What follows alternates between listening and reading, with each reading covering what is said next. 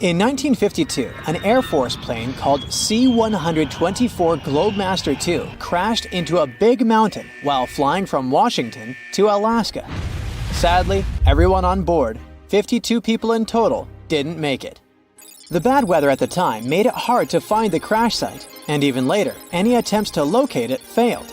But in 2012, a helicopter crew doing a training mission spotted the pieces of the crashed plane on a glacier called Colony Glacier in Alaska. They started looking for more pieces and confirmed it was indeed the missing plane. Since then, every summer for about a decade, different military groups have been helping in an operation called Colony Glacier. They've managed to identify 40 out of the 52 people whose lives were lost in the crash. The soldiers taking part in this mission take their promise seriously to never leave a fallen comrade behind. They believe it's their duty to bring back those who didn't make it.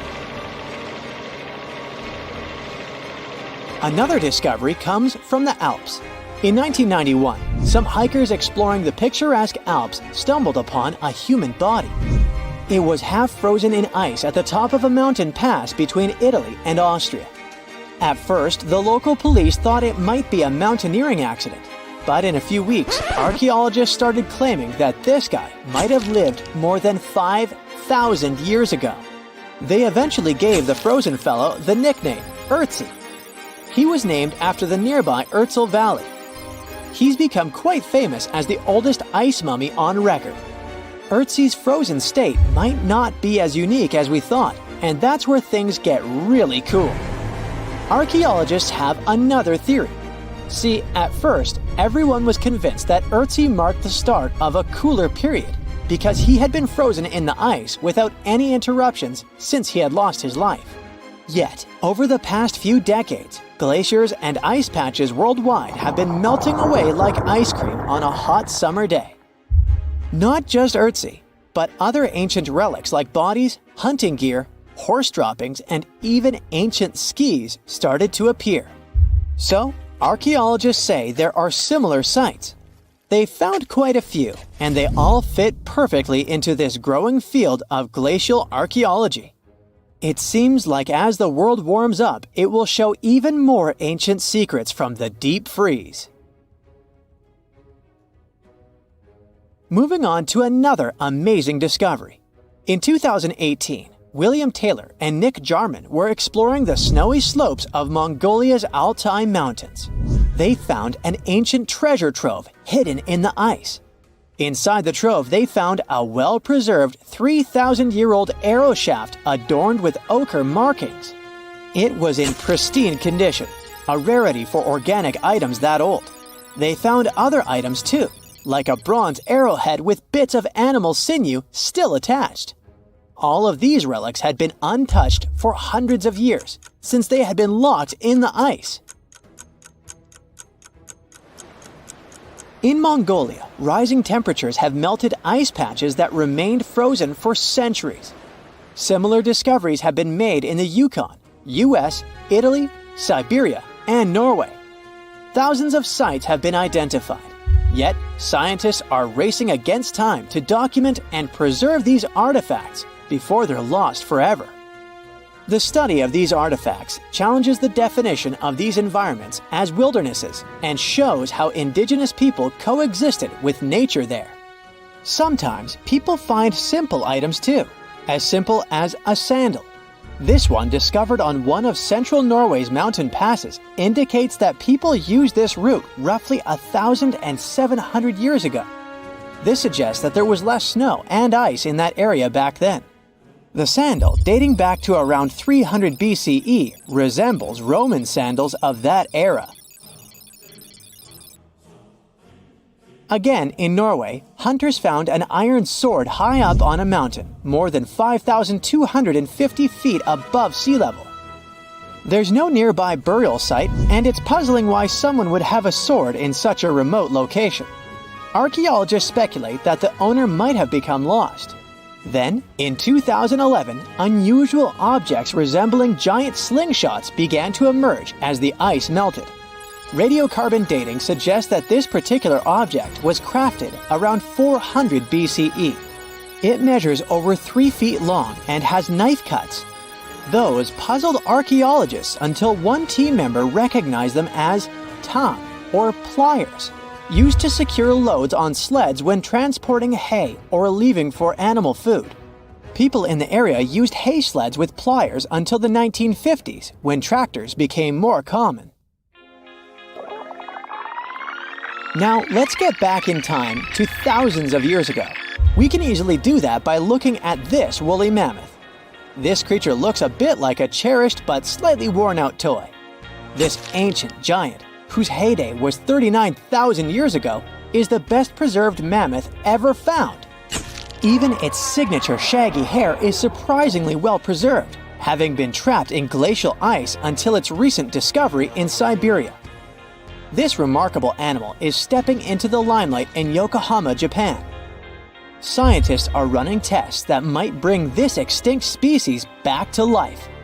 When they stumbled upon this female mammoth, they uncovered a hidden treasure, a sample of her blood preserved beneath the ice. So they believe this ancient blood could hold the key to resurrecting the mammoth. They also found well-preserved muscle tissue. She was between 50 and 60 years old when she met her icy fate. The discovery of mammoth blood has reignited debates about the ethics of bringing back extinct creatures, like in Jurassic Park. Their ambitious plan is to implant an egg into a living elephant for a 22-month pregnancy, hoping that at least one living mammoth cell might survive. Hop on, we're going to the French Alps. We are at a spot not far from where an Air India plane tragically crashed 46 years ago. We're accompanied by a diligent mountain rescuer and his neighbor. They went to this area after a bunch of tourists had noticed a strange-looking thingy on a glacier. It was a bag. The Indian embassy in Paris got wind of it, and it was all set on getting that bag. What makes it kinda cool is that it had diplomatic mail and Ministry of External Affairs written on it. The Air India flight was on its way from Mumbai to New York when it took a nosedive in January 1966. It took 117 people on board down with it. Guess what else was inside the bag besides the soaked diplomatic mail? It had a stack of old Indian newspapers. So, alongside those, they also found bits of the plane's cabin, a lone shoe, and a bunch of cables. Totally unexpected treasures on that mountain. During the summer of 2013, scientists stumbled upon a message left behind by a geologist named Walker, who had placed it there 44 years before. That message sort of served as the man's last testament. He passed away just a month after hiding the bottle in the rocks on the island. The content of the message was quite astounding. In 1959, Walker had measured the distance from those very stones to the glacier's edge, and it clocked in at a mere 167 feet. By 2013, that distance had ballooned to 400 feet. Researchers are convinced that this stark contrast between the two measurements underscores the consequences of ongoing global warming. Imagine the melting ice in Norway's mountains as a time machine revealing a treasure trove. Nearly 800 Viking artifacts tucked away for over 1,000 years have been unearthed. They give us a peek into the bustling trade networks of the Viking era and the critical role of the mountain passes in this ancient commerce. Among the finds are leather shoes, cozy woolen mittens, stylish tunics, feathered arrowheads, horseshoes, walking sticks, and kitchen gadgets from the Viking chef's toolkit. There are even Viking pack horse souvenirs. These artifacts provide us with insights into ancient travel habits and the peak times when those paths were bustling with activity, and give us a glimpse into the lives of adventurers. Feel that? The ground is shaking beneath your feet. Leaves are falling from trees. It feels as if a mini earthquake happens every few seconds. Bam! Bam! Something's coming right out of the woods towards you. There it is! The first thing you see is giant tusks and a long trunk. Then the creature's entire body emerges from the forest. This is the woolly mammoth. The species went extinct about 4,000 years ago, but now it's right in front of you. And it's not a dream. It might become possible in the nearest future. People are going to try to bring these animals back to life, and a group of scientists is already working on it. So, woolly mammoths appeared about 450,000 years ago in Siberia. Later on, they also settled in North America. Real estate was cheaper then. Then these animals took over Asia and even Europe. These guys were the tallest land animals during the last ice age. They were about 11.5 feet tall. That's as tall as a one-story cottage. That's also 1.5 feet taller than the height of the average modern elephant. But mammoths were much more massive. They weighed about 8 tons, compared to the 6 tons of an elephant. That's like 2 or even 3 big SUVs. Good thing they couldn't drive. Mammoths were so heavy because they had larger heads, as well as longer and more curved tusks. These animals lived in the cold tundra. That's why they needed a layer of fat that was at least as thick as a shoebox. But even that wasn't enough to withstand the cold. So mammoths had dense wool that grew to be as long as a cell phone charger cord. In the winter, the wool on the sides and belly of the mammoth formed something like a skirt, so the animal could lie in the snow and it didn't freeze. Mammoths spent most of their time looking for food, like me. To build up that thick layer of fat and keep their body temperature constant, they needed to eat about 400 pounds of food per day. That's the weight of 2 wild boars. But mammoths were herbivores, which means they ate grass and willow or pine branches. But after the Ice Age, the warming began. The tundra, where mammoths live, began to turn into swamps. The amount of food was decreasing. This caused a drop in the population of woolly mammoths. And now, scientists want to bring mammoths back to life. Using genetic engineering, they hope to recreate the mammoth using its DNA. Of course, this doesn't mean they will create the animal from scratch in a lab. First of all, they need a creature that resembles the woolly mammoth as much as possible. The answer is the Asian elephant. Both the mammoth and the elephant came from the same common ancestor millions of years ago. Their DNA is 99.6% the same. So, scientists only need to add several missing genes to the elephant DNA. This will provide them with fur, necessary fat, long tusks, a large domed head, and other distinctive mammoth features. And the best news is that we do have the mammoth DNA. These animals lived in colder parts of our planet with never-ending winter. This eternal refrigerator has preserved not only mammoth bones, but also their genetic material. Scientists have managed to identify about 60 specific genomes that can help recreate mammoths. The most difficult step is to bring this creature into the world. One option is to remove some DNA elements from an elephant's egg and replace them with mammoth DNA. But this would require a surrogate elephant mother. It would carry the baby for about 2 years, and then the first mammoth would be born. But scientists question this option. Creating a herd of mammoths would take decades and require too many surrogate mothers. Another option is to make an artificial womb. Nowadays, there are successful cases of creating a sac in which an embryo can safely develop. The main problem here is the sac itself. It has to be large and strong enough. It'll hold a developing mammoth baby for 2 years. In the end of this period, it'll have to withstand the weight of about 200 pounds. But it's also important to remember that elephants live in a matriarchal society, just like mammoths did. And when an elephant is born, the first thing it sees is its mother. Their connection remains strong for many years as the baby elephant grows. So many people say that such a way of growing a mammoth is highly unethical. But scientists continue their research. They insist that their goal is to improve the already existing genetic engineering technologies and apply them in the future. This way, we can save endangered animal species. But why should we bring woolly mammoths back to life in the first place? Some scientists believe that these animals played an important role in the planet's ecosystem. These days, the tundras of Siberia and North America are gradually warming up and releasing a lot of carbon dioxide. This contributes to the greenhouse effect, which warms up our planet even more. These tundras are now heavily overgrown with moss. But thousands of years ago, when woolly mammoths roamed these areas, tundras were more like pastures. Mammoths trampled moss and felled trees. They were some sort of ecosystem engineers. It's believed that the return of mammoths to these areas might help bring them back to their original state. Restored pastures will keep the soil from eroding. They may even be enough to decrease the production of harmful carbon dioxide. Recently, ecologists have brought many bison and other animal species to the vast expanses of Siberia for the same purpose, but some scientists believe that woolly mammoths would do a much better job.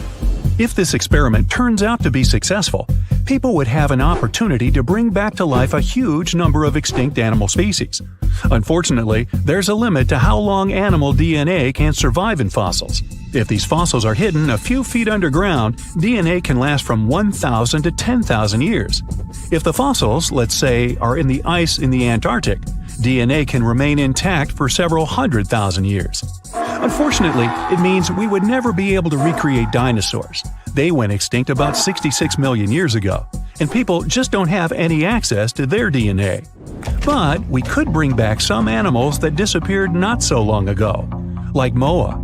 It's a species of flightless birds. The largest of them was as tall as the woolly mammoth and weighed as much as a scooter, but the smallest species could be the size of a turkey.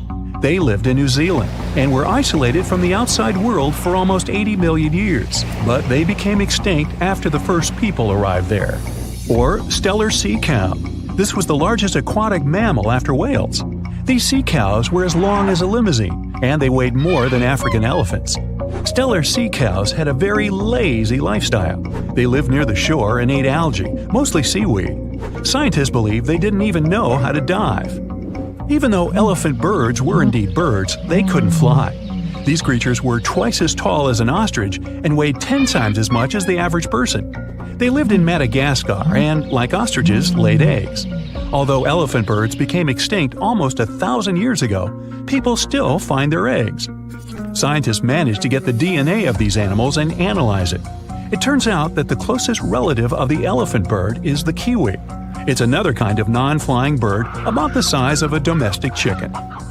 Pinta Island tortoises used to rest for 16 hours a day.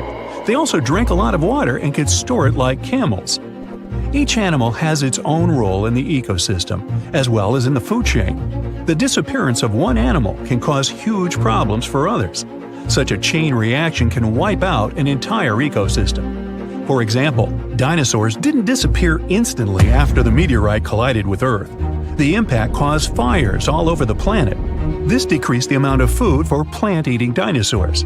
When they disappeared, meat-eating dinosaurs began to starve. And then all dinos gradually vanished off the face of the Earth.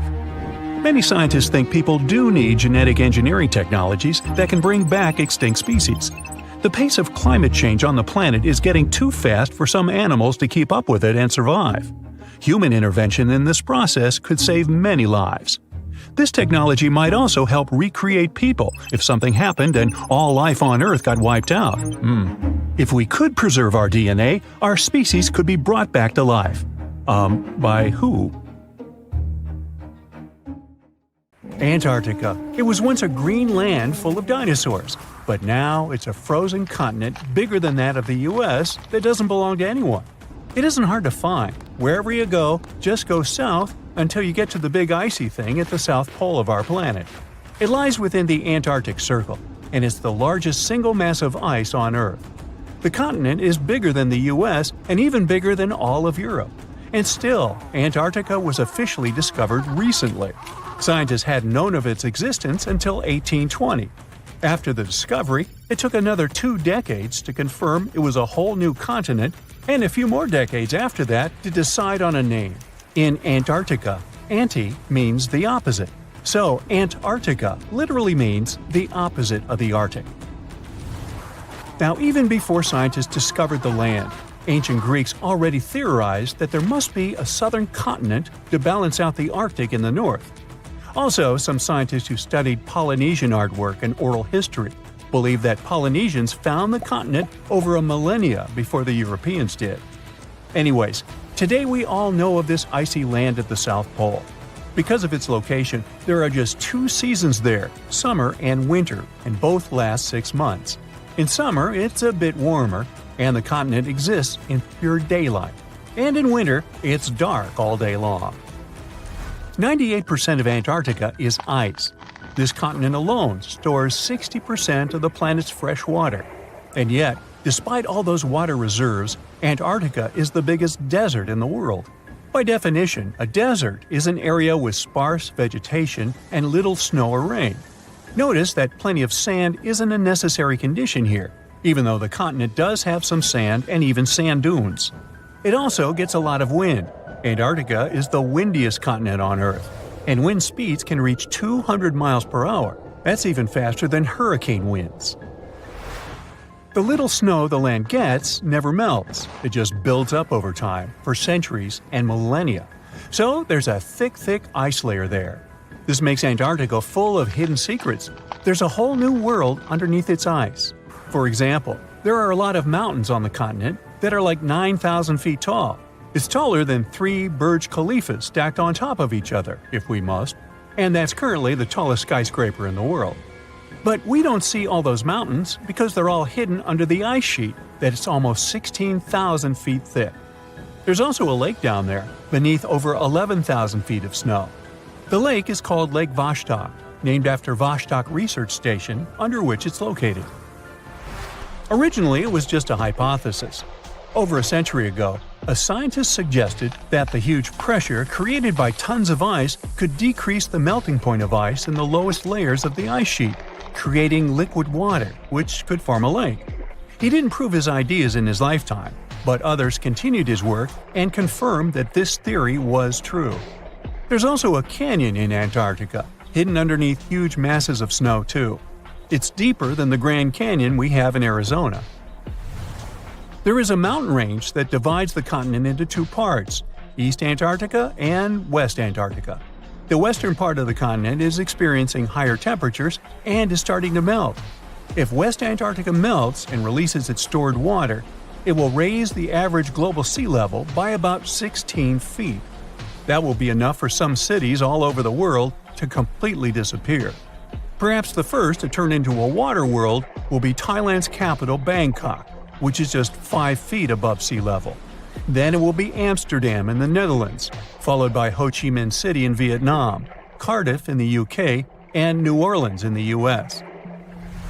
People do a lot of work in Antarctica now, residing there for many months at a time to study this mystery of a continent.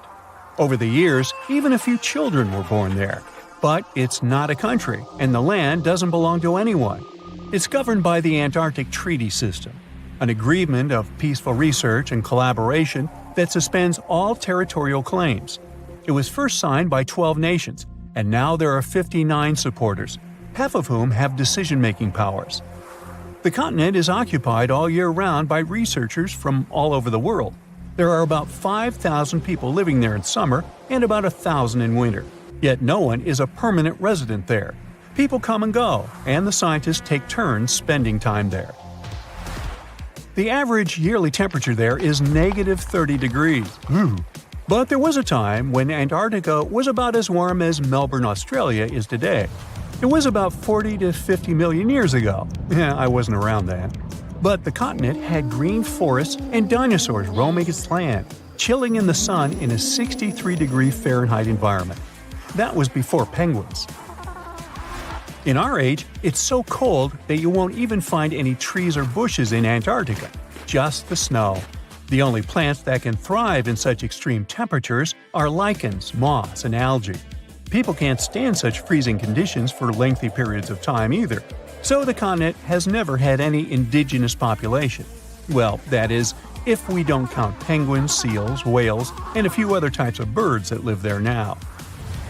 Antarctica's fauna is the scariest and least diverse on the planet because only a few organisms can withstand its harsh conditions and because non-natives aren't allowed to be brought there. So, if you decide to travel to Antarctica with your cat, well, you can't. Hey, I don't make the rules.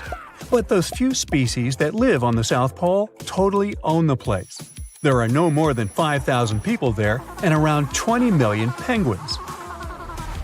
They are a kind of settlers, though. Penguins' first ancestors lived in Australia and New Zealand. There are still a few penguin species there, including the smallest penguin on Earth that is just 1 foot tall. Still, most of the penguins migrated to Antarctica at some point, possibly because they were attracted by the greater food supply there. It's not the cold that made them like the land. It turns out, most penguins leave the continent when the summer ends. The only ones that stay there are male emperor penguins, and they do it to warm and protect eggs left by their mates. But where do all the other penguins go? At first, it was a big mystery even to scientists. But then they attached some tiny location devices to the legs of a few of these animals and figured it out. Penguins go to live in the southern oceans while it's too cold in Antarctica. None of them go ashore for half a year until they get back to the continent. When they come back, it's when those eggs, left for male penguins to nurture, start hatching, and so penguin families can be together when it happens. Penguins eat different fish, and the ocean is full of those despite its cold temperature. In some areas, water can reach below freezing temperatures because it's salty. But fish don't freeze there because they have antifreeze proteins in their bodies. Then there are also about 1 million seals in Antarctica. They like fish too, and they can hold their breath underwater for 2 hours. They see way better underwater than in the bright light of the day, and they also use their whiskers to locate food. Their breathing holes in the ice can freeze while seals are away, and they must use their teeth to make a new one.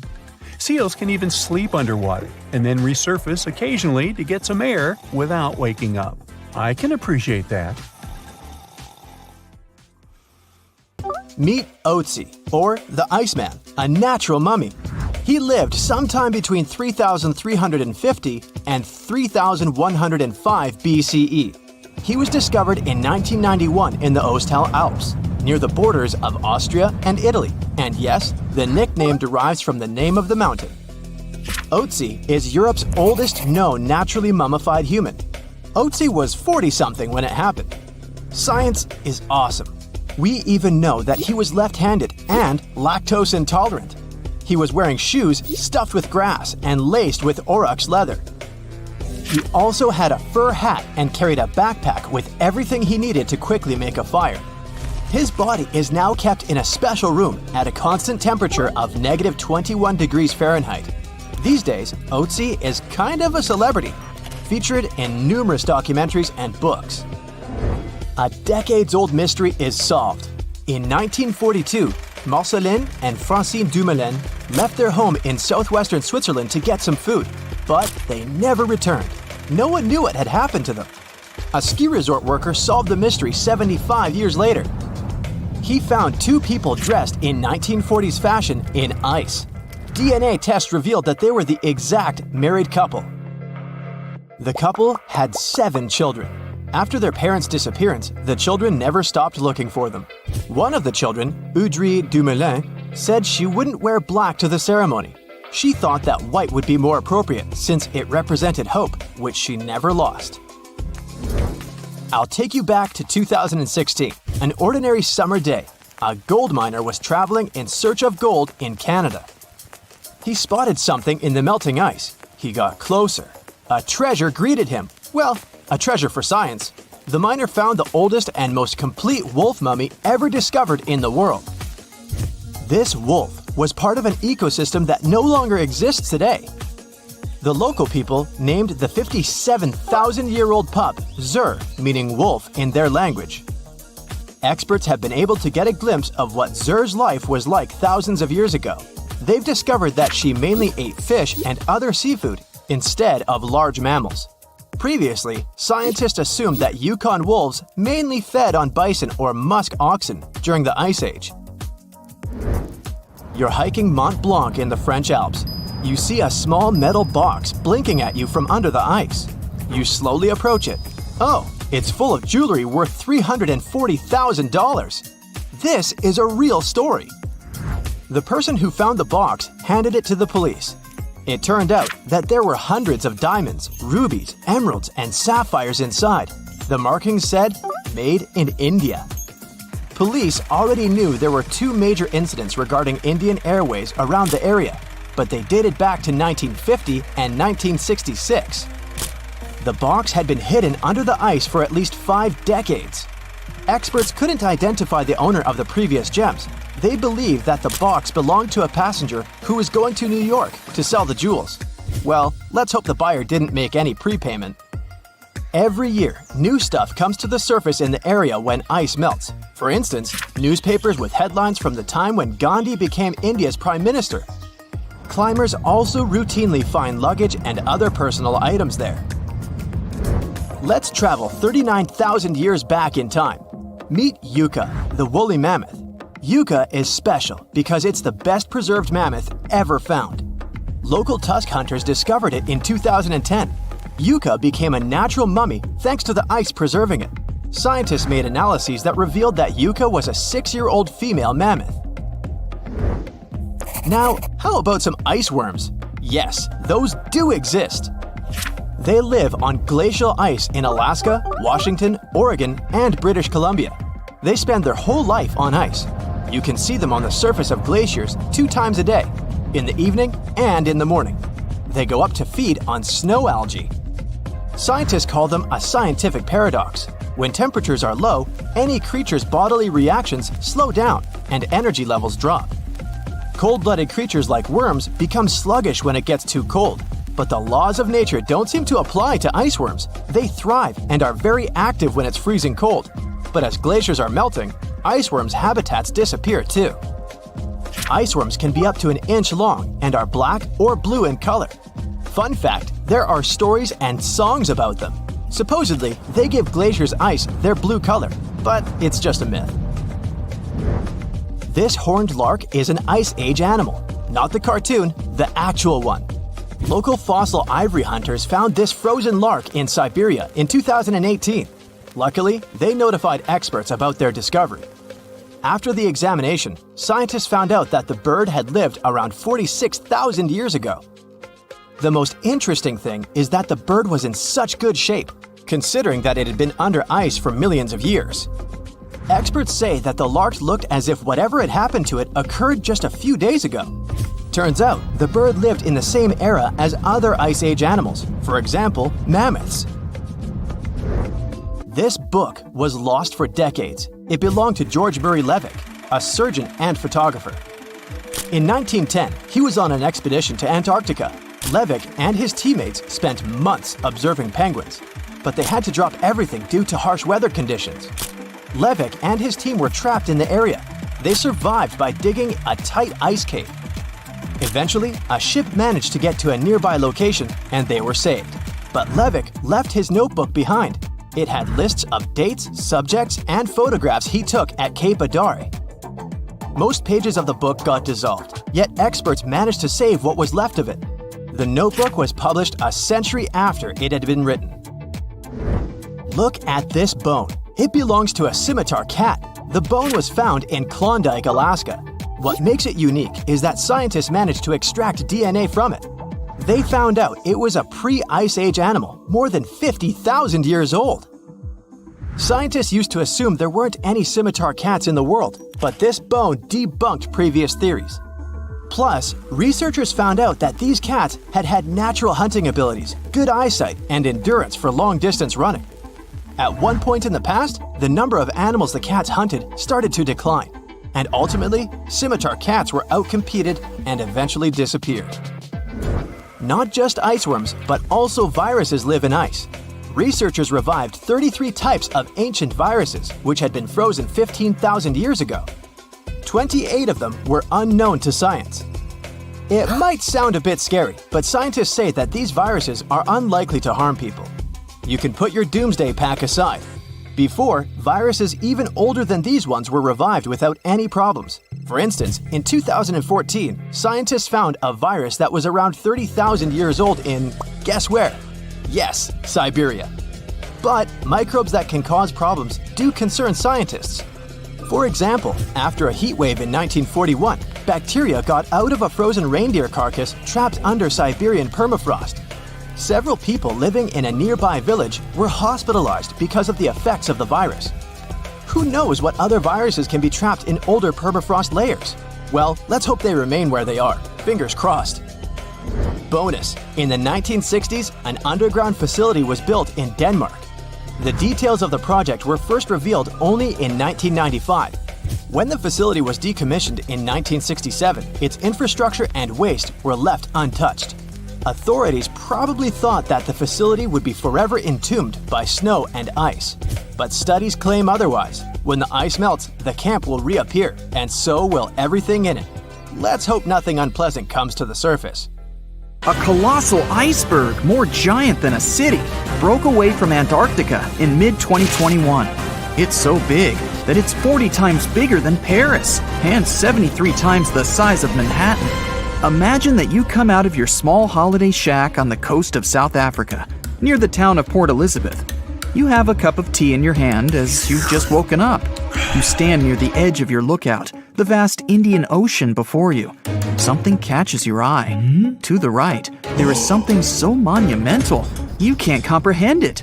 It's a giant slab of ice, 300 feet high, and stretching away many miles, as far as the eye can see. It rolls slowly, but relentlessly on, heading out into the deep sea. If it goes far enough, it could reach the western coast of Australia. Playing in front of it are a pod of dolphins, like they sometimes do off the bow of a ship. Yet they're just specks compared to the mammoth size. You're so shocked that you drop your cup. Your eyes are as big as saucers. It's like something out of a science fiction movie. Are you dreaming? Are you seeing things? Nope. It's A76. It's real, and it's currently on the move. What could happen to it is anyone's guess. Well, scientists have a few theories, but let's get a grasp of its size first.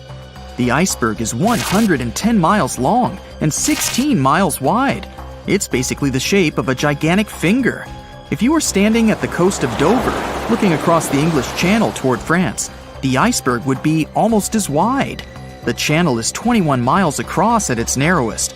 That means approximately 2/3 of that distance would be filled with the iceberg. That's if it were drifting, finger pointing down, so to speak. If it were facing the other way, it could still enter the English Channel, but as it got closer to the narrowest points, it would smash into the coasts of both England and France. It would go up over land. It would slide over the green fields of England, the white ice bold against the rich green. It would cruise past the vineyards of France. It was temporarily lowering the temperature of everything around it. Those grapes would be like jelly crystals. It would skim right over highways, cars stopping to observe this colossal thing like a visitor from another galaxy. You could pluck chunks off it for your drink as it sailed past. Failing that, you could scale it and go ice climbing, right on the outskirts of London. It would certainly be handy in the summer. But let's get back to what actually happened, and what scientists think will happen to it.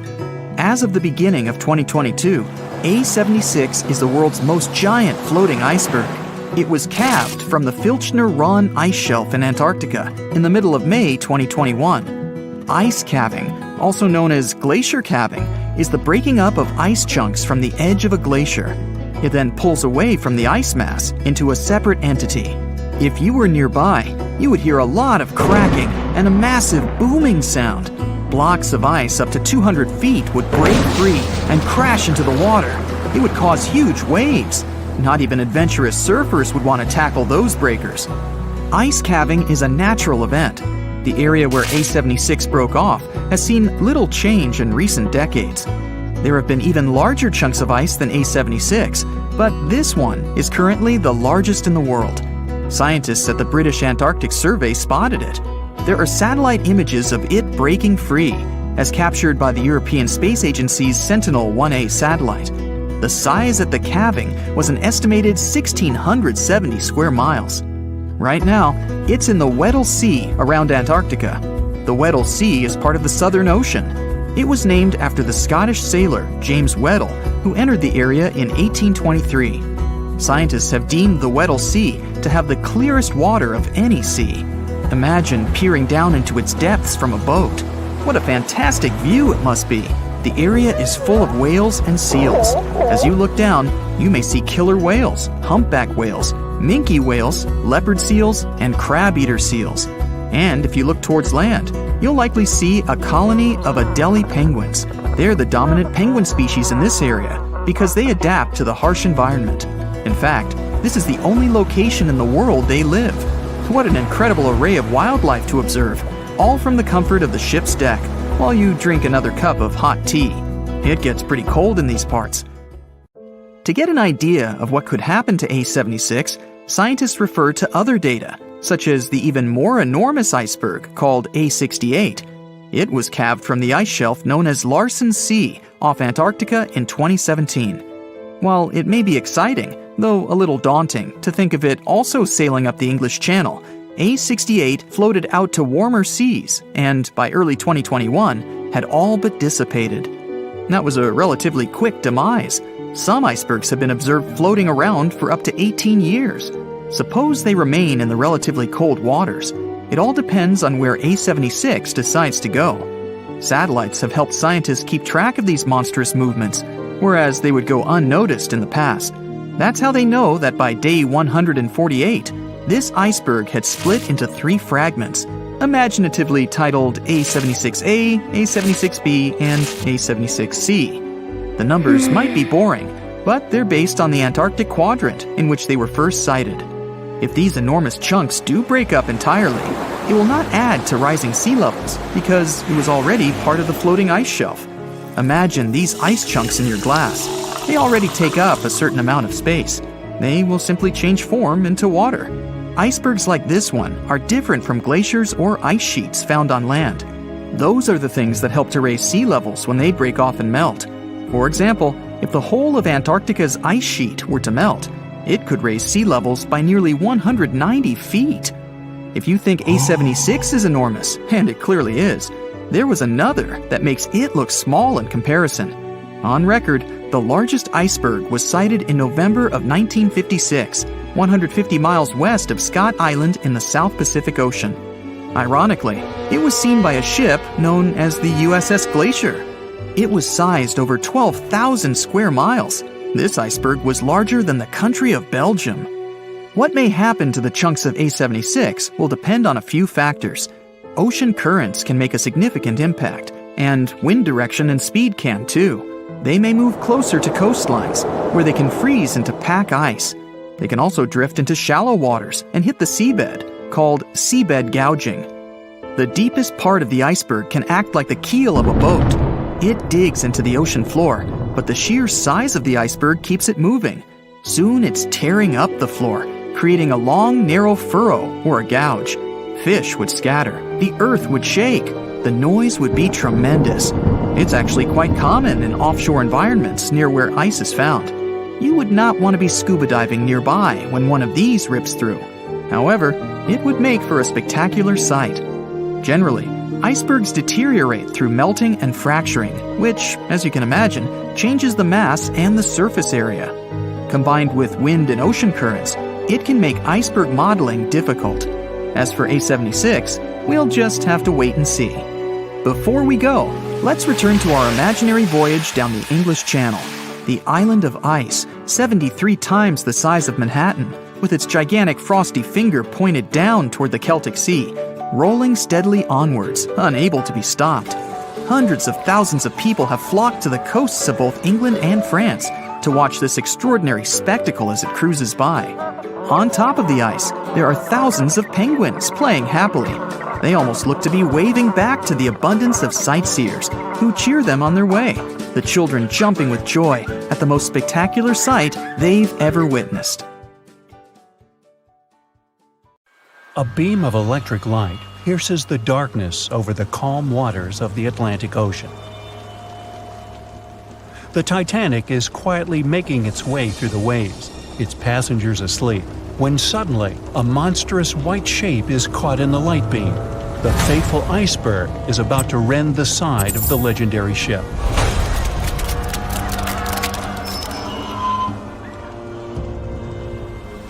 April 14, 1912, only 2 days before someone will take a photo of a giant iceberg with a pretty unusual elliptical shape.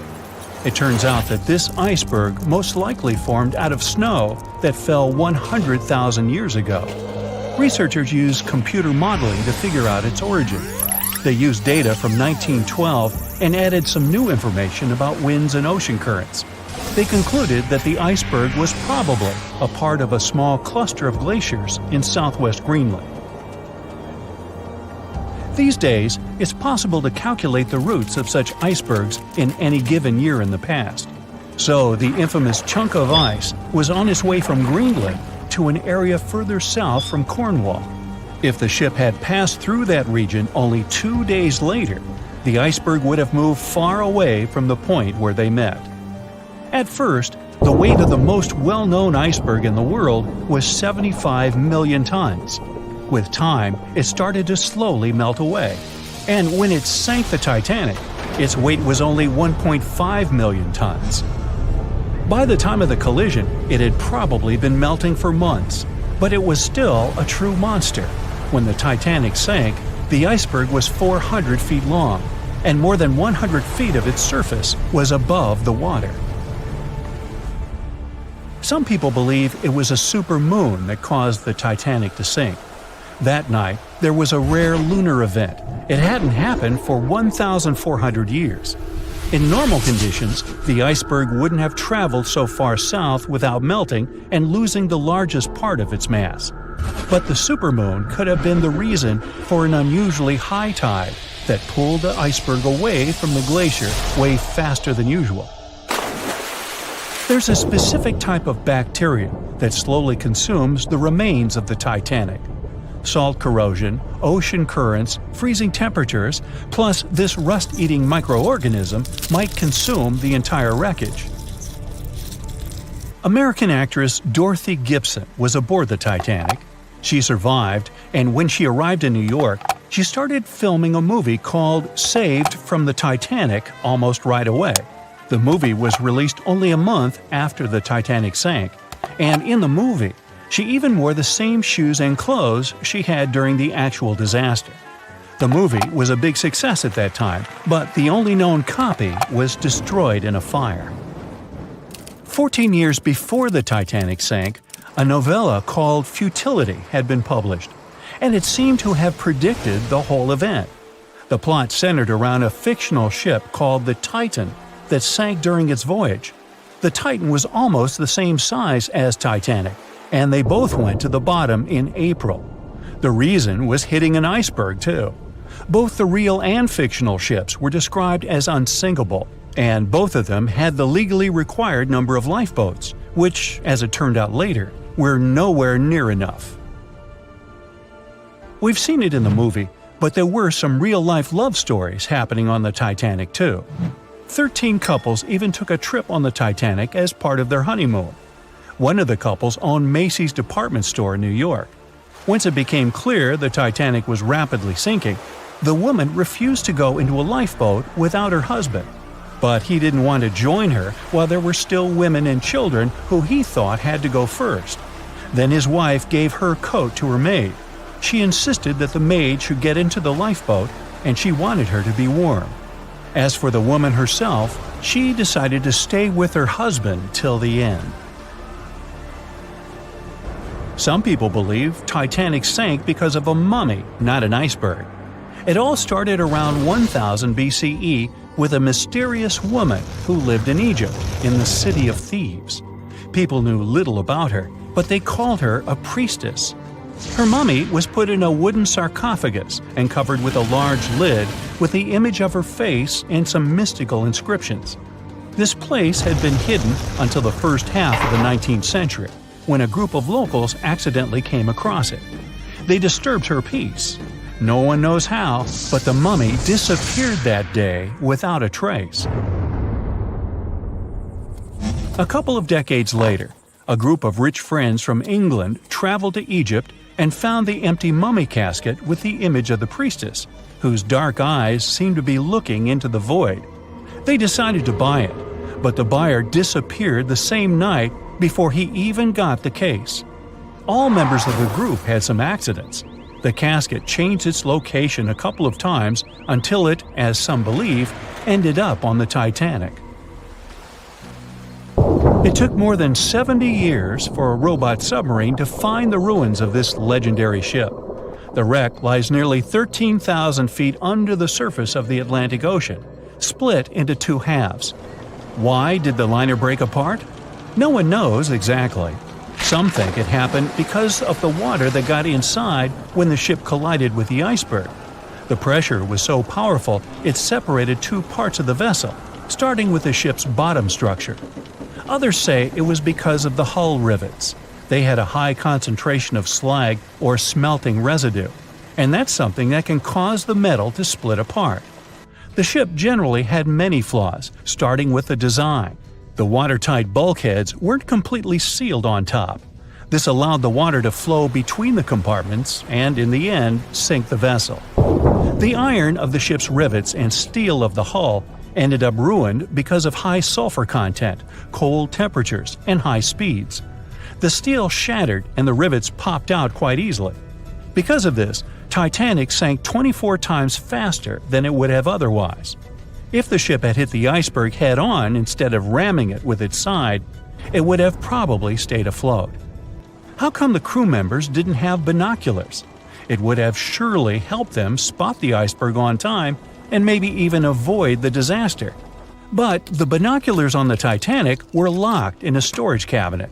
Only one crew member had the key, and he had been transferred off the ship right before it set sail. He later said he hadn't remembered to hand over the key. But even without the binoculars, the ship might have had some time to change course and avoid the collision if the crew had gotten some warning. But that's the thing, someone did warn them. About an hour before the incident, a ship that was relatively close to Titanic, the SS Californian, sent a message to inform them it had stopped because of dense ice field. But the warning never got to the Titanic's captain. Some experts say it was because the radio operator didn't think it was that urgent. And later, the SS Californian said they didn't get a call for help from the Titanic because their radio operator was off duty. Some say the crew on the Titanic couldn't spot the iceberg on time because of an optical illusion. Atmospheric conditions that night probably caused super refraction, which could have camouflaged the berg. After all, no one actually saw the iceberg until it was too close to the ship to somehow avoid the crash. Not even a whole minute passed between the moment they saw the iceberg and the collision. It was only 37 seconds, and it took Titanic 2 hours and 40 minutes to disappear below the ocean's waves.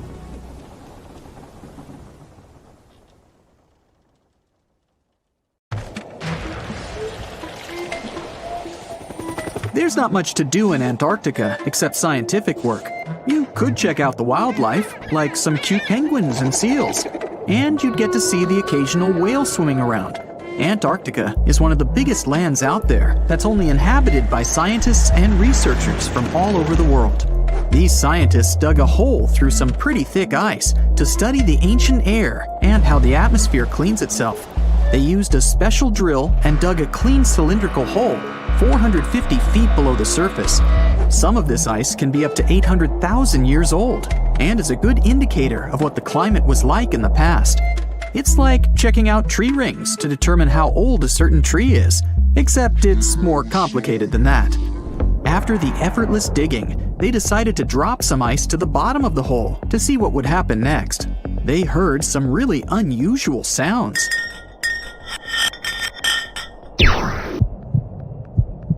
It felt like being on a spaceship traveling through a bunch of obstacles with many rocks smashing into each other. The pitches changed over the quick descent of the block of ice, ranging from high pitch and ending with a low heartbeat-like sound. The scientists were puzzled when they first heard this and dropped some more ice, only to find out that the same type of sounds were being produced, just in different variations. They couldn't tell what was down there, and, more importantly, why these kinds of sounds were produced. Antarctica boasts quite a few volcanoes, many of which are under super thick sheets of ice. Scientists discovered 91 volcanoes and claimed there could be more, potentially making it the most extensive volcanic region in the world. While they were doing regular scientific research, they came across many unmistakable large cone-shaped figures underground. Some were as deep as 2 miles in the ice. Some of the peaks were over 3,000 feet tall and dozens of miles across. But on the surface, it's as plain as a sheet of paper. They may have dropped that block of ice inside an actual volcano that they were standing on, but it's unlikely. Even though the underground volcano presence was discovered by accident, there's a small chance they were actually standing on one where they had their workstation set up. It's more likely that they worked in an area where studying ancient climates is easier and less dangerous than other places. They collect ice samples and study them in a lab. It's like discovering a prehistoric insect embedded in amber millions of years ago when dinosaurs used to roam the land. But instead of little bugs, scientists study ancient dust, air bubbles, sea salts, volcanic ash, and anything else that may have come from the environment. They can practically tell how the climate was during that time. These ice samples might show that Antarctica's western ice sheet melted when the Earth's climate warmed up. If it did, then it's likely to happen again. That would mean sea levels rising, affecting coastal cities and small remote islands. But scientists aren't sure it's true, despite some evidence to back it up. The process of studying ice samples can take a week or even a year, depending on what they find. They crush or melt the sample bit by bit. And like those tree rings, the deeper the layer, the further we go back in time. In order to study ancient bubbles trapped in ice, researchers have to crush the samples under a vacuum hood to keep the air out while extracting the air and putting it in vials. There are various instruments and devices to study the ice samples, but because it's so sensitive to damage, each measurement must be in a clean room setting so that nothing gets compromised. The scientists have to wear proper bodysuits and many layers of gloves and constantly get ventilated. Even something as tiny and insignificant as a fingerprint can ruin a sample. They look for certain patterns to see changes in the atmosphere's composition and temperature. But dropping a few blocks of ice down a hole wouldn't be so bad. The reason why it made such a peculiar sound is the same reason why a moving car sounds different when it's honking than when it's stationary. The scientific word for it is the Doppler effect. It's an obvious change in the frequency of a wave with respect to an observer who is moving relative to the wave source. The effect doesn't mean the frequency of the sound changes, it just shifts. And this can be said about other types of waves, like water and light. But sound waves are the most popular ones when it comes to the Doppler effect. So, when the scientists dropped the ice block down the bottom of the hole, the sound waves traveled back up and bounced around the narrow tube where they drilled. That's why they got the pew pew sound. Let's not forget that this ice block traveled 450 feet beneath us. Oil ships dig holes in the oceanic crust that go thousands of feet beneath the Earth. The Kola Super Deep Borehole in Russia is the deepest hole ever made by humans. It goes more than 40,000 feet below the surface and took almost 20 years to reach 7.5 miles. Below it is only half the distance to the mantle. In terms of the whole Earth, this very deep hole is literally scratching the surface. This wasn't a hole to dig for oil, and wasn't in the ocean either. The drilling was stopped in 1992 when the engineers found out that the temperatures were 100 degrees Fahrenheit higher than they predicted. And then it was abandoned, and it's just been a barren hole now. But that's the closest we've dug to the center of the planet. The scary thing is that some of the workers on the site could hear voices coming from within. All the way in Yemen, an ancient hole exists in Barhout, in the east of the country in the middle of the desert. It's actually closer to Oman than to the capital Sana'a. This hole has puzzled experts and locals. Unlike the holes in Russia and Antarctica, this wasn't man-made. Or was it? It's been around for many years, and the locals try to steer away from it. They don't even like talking about it, since they claim it brings bad luck to those around it, or to whoever utters its name. They claim it was created as a prison for spirits, but many rule that out. The hole is 98 feet wide and somewhere between 330 to 650 feet deep. You can also hear strange sounds coming from the inside. But according to some scientists, the well has little to no ventilation and barely has any oxygen down there. So it's unlikely that anyone or anything lives down there. The Challenger Deep in the Mariana Trench caught some low-pitched grumble sounds in March of 2016. Some of these grumbles were followed by screeches. They caught these sounds in a span of weeks, using a titanium-encased microphone so that the immense pressure of the lowest point on Earth wouldn't crush it. They had to lower it slowly as well, since it's 1,000 times the atmospheric pressure at sea level. For 23 whole days, the microphone recorded typical sounds of whales passing by and boats sailing across from above, and even rumbles of nearby earthquakes, but they still couldn't determine what caused those initial sounds. The researchers couldn't understand if the noise from the bottom of the Mariana Trench was caused by humans or was natural. They also wanted to know if these sounds affected marine life, like dolphins and whales that rely on echolocation. They still can't figure it out, but scientists estimate that the ocean is about 10 times noisier than it was 50 years ago. With technological developments in shipping, submarines, and underwater construction, the ocean will only get louder with time. Northern lights come with sounds, which nobody talks about. They're usually audible when the auroras are at their most powerful presence. Scientists were always puzzled as to what caused the faint popping and crackling, even though they were very far above us. They used some special microphones and found out that the sounds came just 230 feet above us, which is pretty low. They're caused by electrical charges gaining power in a specific region of the auroras. The electrical charges are disturbed by magnetic storms that fire up the northern lights. As a result, some tiny sparks are released into the atmosphere, causing the faint crackling and popping noise. This sleek, state-of-the-art submarine named Ran was sent to explore the depths of Antarctica. But as soon as it discovered something, it mysteriously disappeared. So, what happened? It all started when scientists wanted to explore one of the most remote and mysterious places on Earth, the Dotson Ice Shelf in West Antarctica. This ice shelf, silent giant, stretches 30 miles wide. That's almost the length of New York City. It stands between two icy promontories, the Martin and Bear Peninsulas, and it hides an entire world of geological mysteries. If you think that Antarctica is nothing but a desert of super thick snow and ice, you're wrong. There are entire landscapes hidden deep down there. The underside of the Dotson Ice Shelf is a rugged, dynamic terrain shaped by the slow, relentless forces of nature. There are towering ice formations, deep troughs, and bizarre structures stretching for hundreds of feet. Scientists are super curious about it, but as you can imagine, this landscape isn't easy to explore at all. To find out more, we have to scan the area with satellites or try drilling through the snow, trying to collect the big picture, piece by piece. But these methods only gave us vague hints. The real breakthrough happened when scientists came up with the idea to let the submarines explore it. Autonomous submersibles could swoop deep into the icy waters beneath the Dotson Ice Shelf and tell us what's up down there.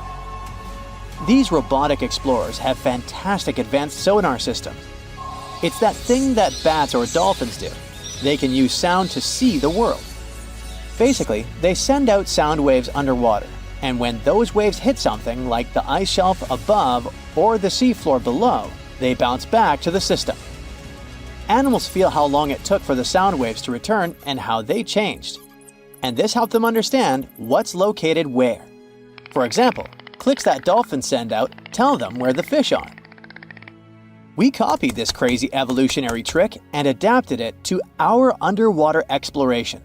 Only our version is much cooler, with a higher level of precision, so we created detailed maps of the environment. The Ran submarine was one of those robotic explorers. It was named after the Norse deity of the sea. Ran had been meticulously programmed to navigate a treacherous landscape of Antarctica. But even with all this training, its journey led to an unexpected and eerie end. In 2019, Ran was sent to explore the depths beneath the Dotson Ice Shelf. It was a hero, the first one to go on a mission like this. The team said it was like seeing the other side of the moon. For 27 straight days, it worked tirelessly. It traveled over 620 miles beneath the thick ice. That's like a journey from Paris to Berlin. Ran went further and deeper than anyone could have imagined. At one point, it reached over 10 miles into the glacier's belly, and what it discovered down there was astonishing. Scientists thought there would be some smooth, uniform ice surfaces, but Ran revealed an underside marked by huge cracks, ridges. There were formations that looked like sand dunes, frozen in time. And finally, it found some mysterious swirling and teardrop-shaped patterns. They all looked more like art than geology. This actually tells the story of ice shelves and the ocean around it. Warm water sneaks in under the ice and melts it from below. Sometimes it smooths the ice out, but other times it carves out these weird, uneven shapes that look like patterns and drawings. And some of these shapes are huge, over 1,300 feet long. That's about 3.5 football fields. The reason why they look like swirling doodles is because the Earth spins. It makes the water turn in special ways, bending the shapes and drawing these spirals. It's called the Coriolis effect. Imagine you were on a merry-go-round and tried to throw something like a ball. It would go in a curve, not a straight line. Same thing happens with the water on Earth. Later, scientists found similar patterns in other Antarctic ice shelves, though they weren't as epic as the ones under Dodson. But Ran also discovered something horrifying. Turns out that these warm waters, aside from being great artists, are also a huge danger. The Dodson ice shelf isn't just hanging out serenely on the sea. It's part of a very delicate system and acts as a protective barrier that holds back huge glaciers in West Antarctica. The ice shelf is floating on the ocean, but it's still connected to the land. As warm water sneaks underneath it and the ice melts, the Dodson can't hold on to the land as tightly anymore. The protective barrier starts to weaken, and this lets the glaciers behind it move faster into the ocean.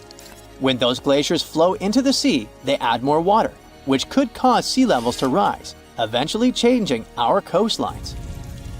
Rand stumbled upon huge pockets where the ice was melting at alarming rates, all due to powerful underwater currents.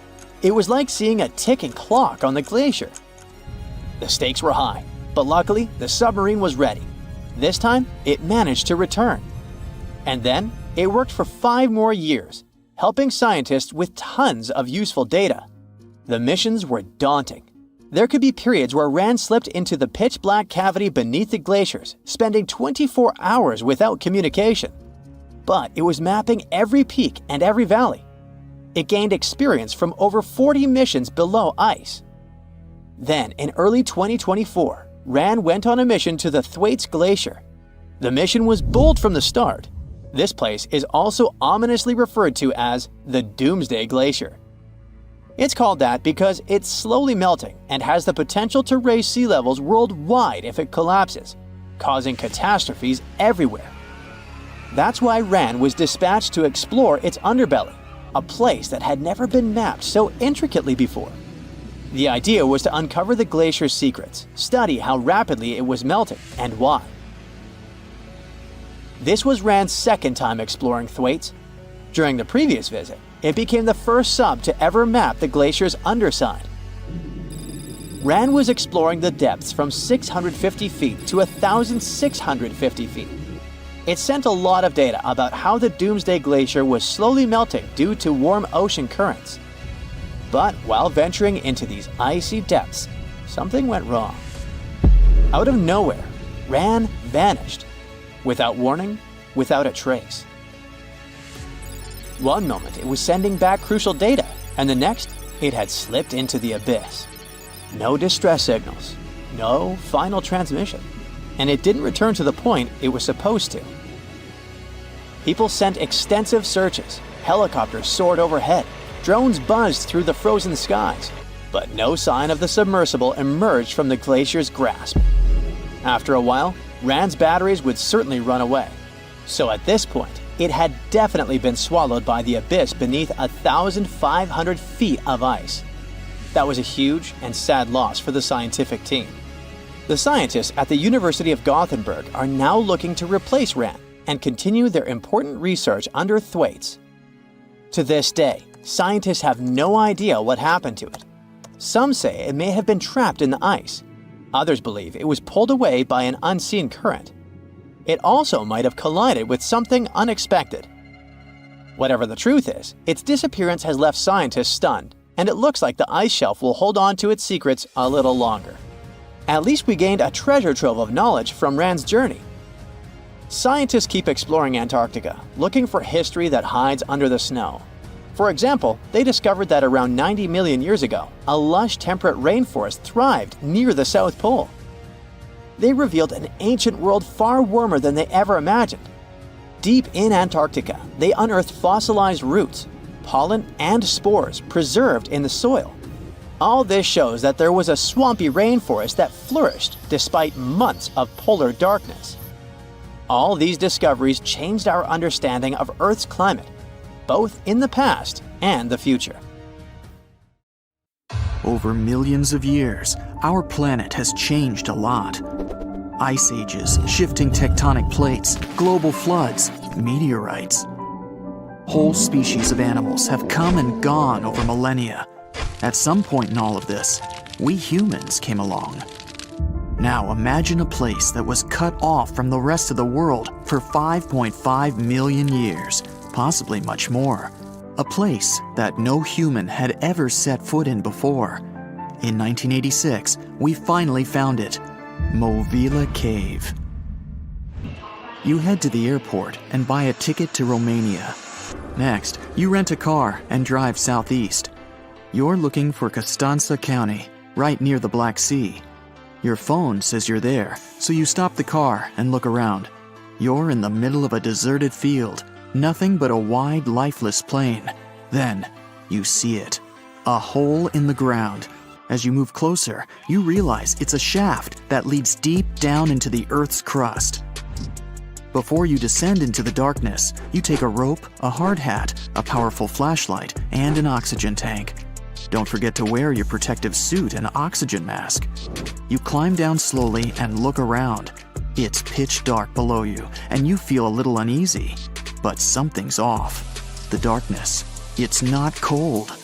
Warm air wafts up from the depths. Finally, you feel the ground under your feet. You look around and see a lot of tunnels ahead that lead into the depths of the cave. The tunnels are covered with dry clay. Moving forward on all fours, you notice something. The air is getting warmer and wetter. You come out of a narrow tunnel and find yourself in a huge cave with a lake in the center. Now for the hard part, you have to dive in. The moment you get in the water, you get attacked by the smell of rotten eggs. You've just touched sulfide water, and now smelly hydrogen sulfide is everywhere. That's not all. The cave is also filled with carbon dioxide. Normal fresh air on the surface is about 20% oxygen, but here it's only 10%. Not enough for us to survive without our trusty oxygen tank. Still, all those other gases give you a nasty headache. You turn on your flashlight to full power and dive under. Somehow, you need to swim through these narrow underwater rifts. There are a lot of them. It looks like an underwater maze. You're a little worried, but your O2 tank is still pretty full. You squeeze through the rifts and finally find an open area. You freeze. From above, below, from all sides, you start to hear the sound of crawling creatures. The flashlight beam catches thousands of slippery, fast insects. This cave contains 48 species, 33 of which are completely new to us. Strange white snails crawl along the walls, and transparent shrimps, even small leeches, swim in the water. White centipedes with huge whiskers and transparent spiders shuffle around under your feet. There are even 2 species of scorpion, as if you weren't scared enough. Water scorpions, and another kind, as yet unidentified. It's not exactly your typical desert scorpion. Actually, nothing around here looks normal. All the creatures here are white or transparent.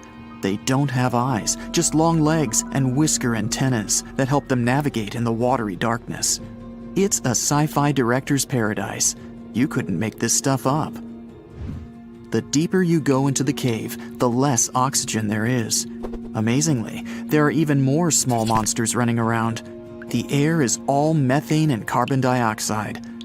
These bizarre little things have never seen the sun, never been out of this cave.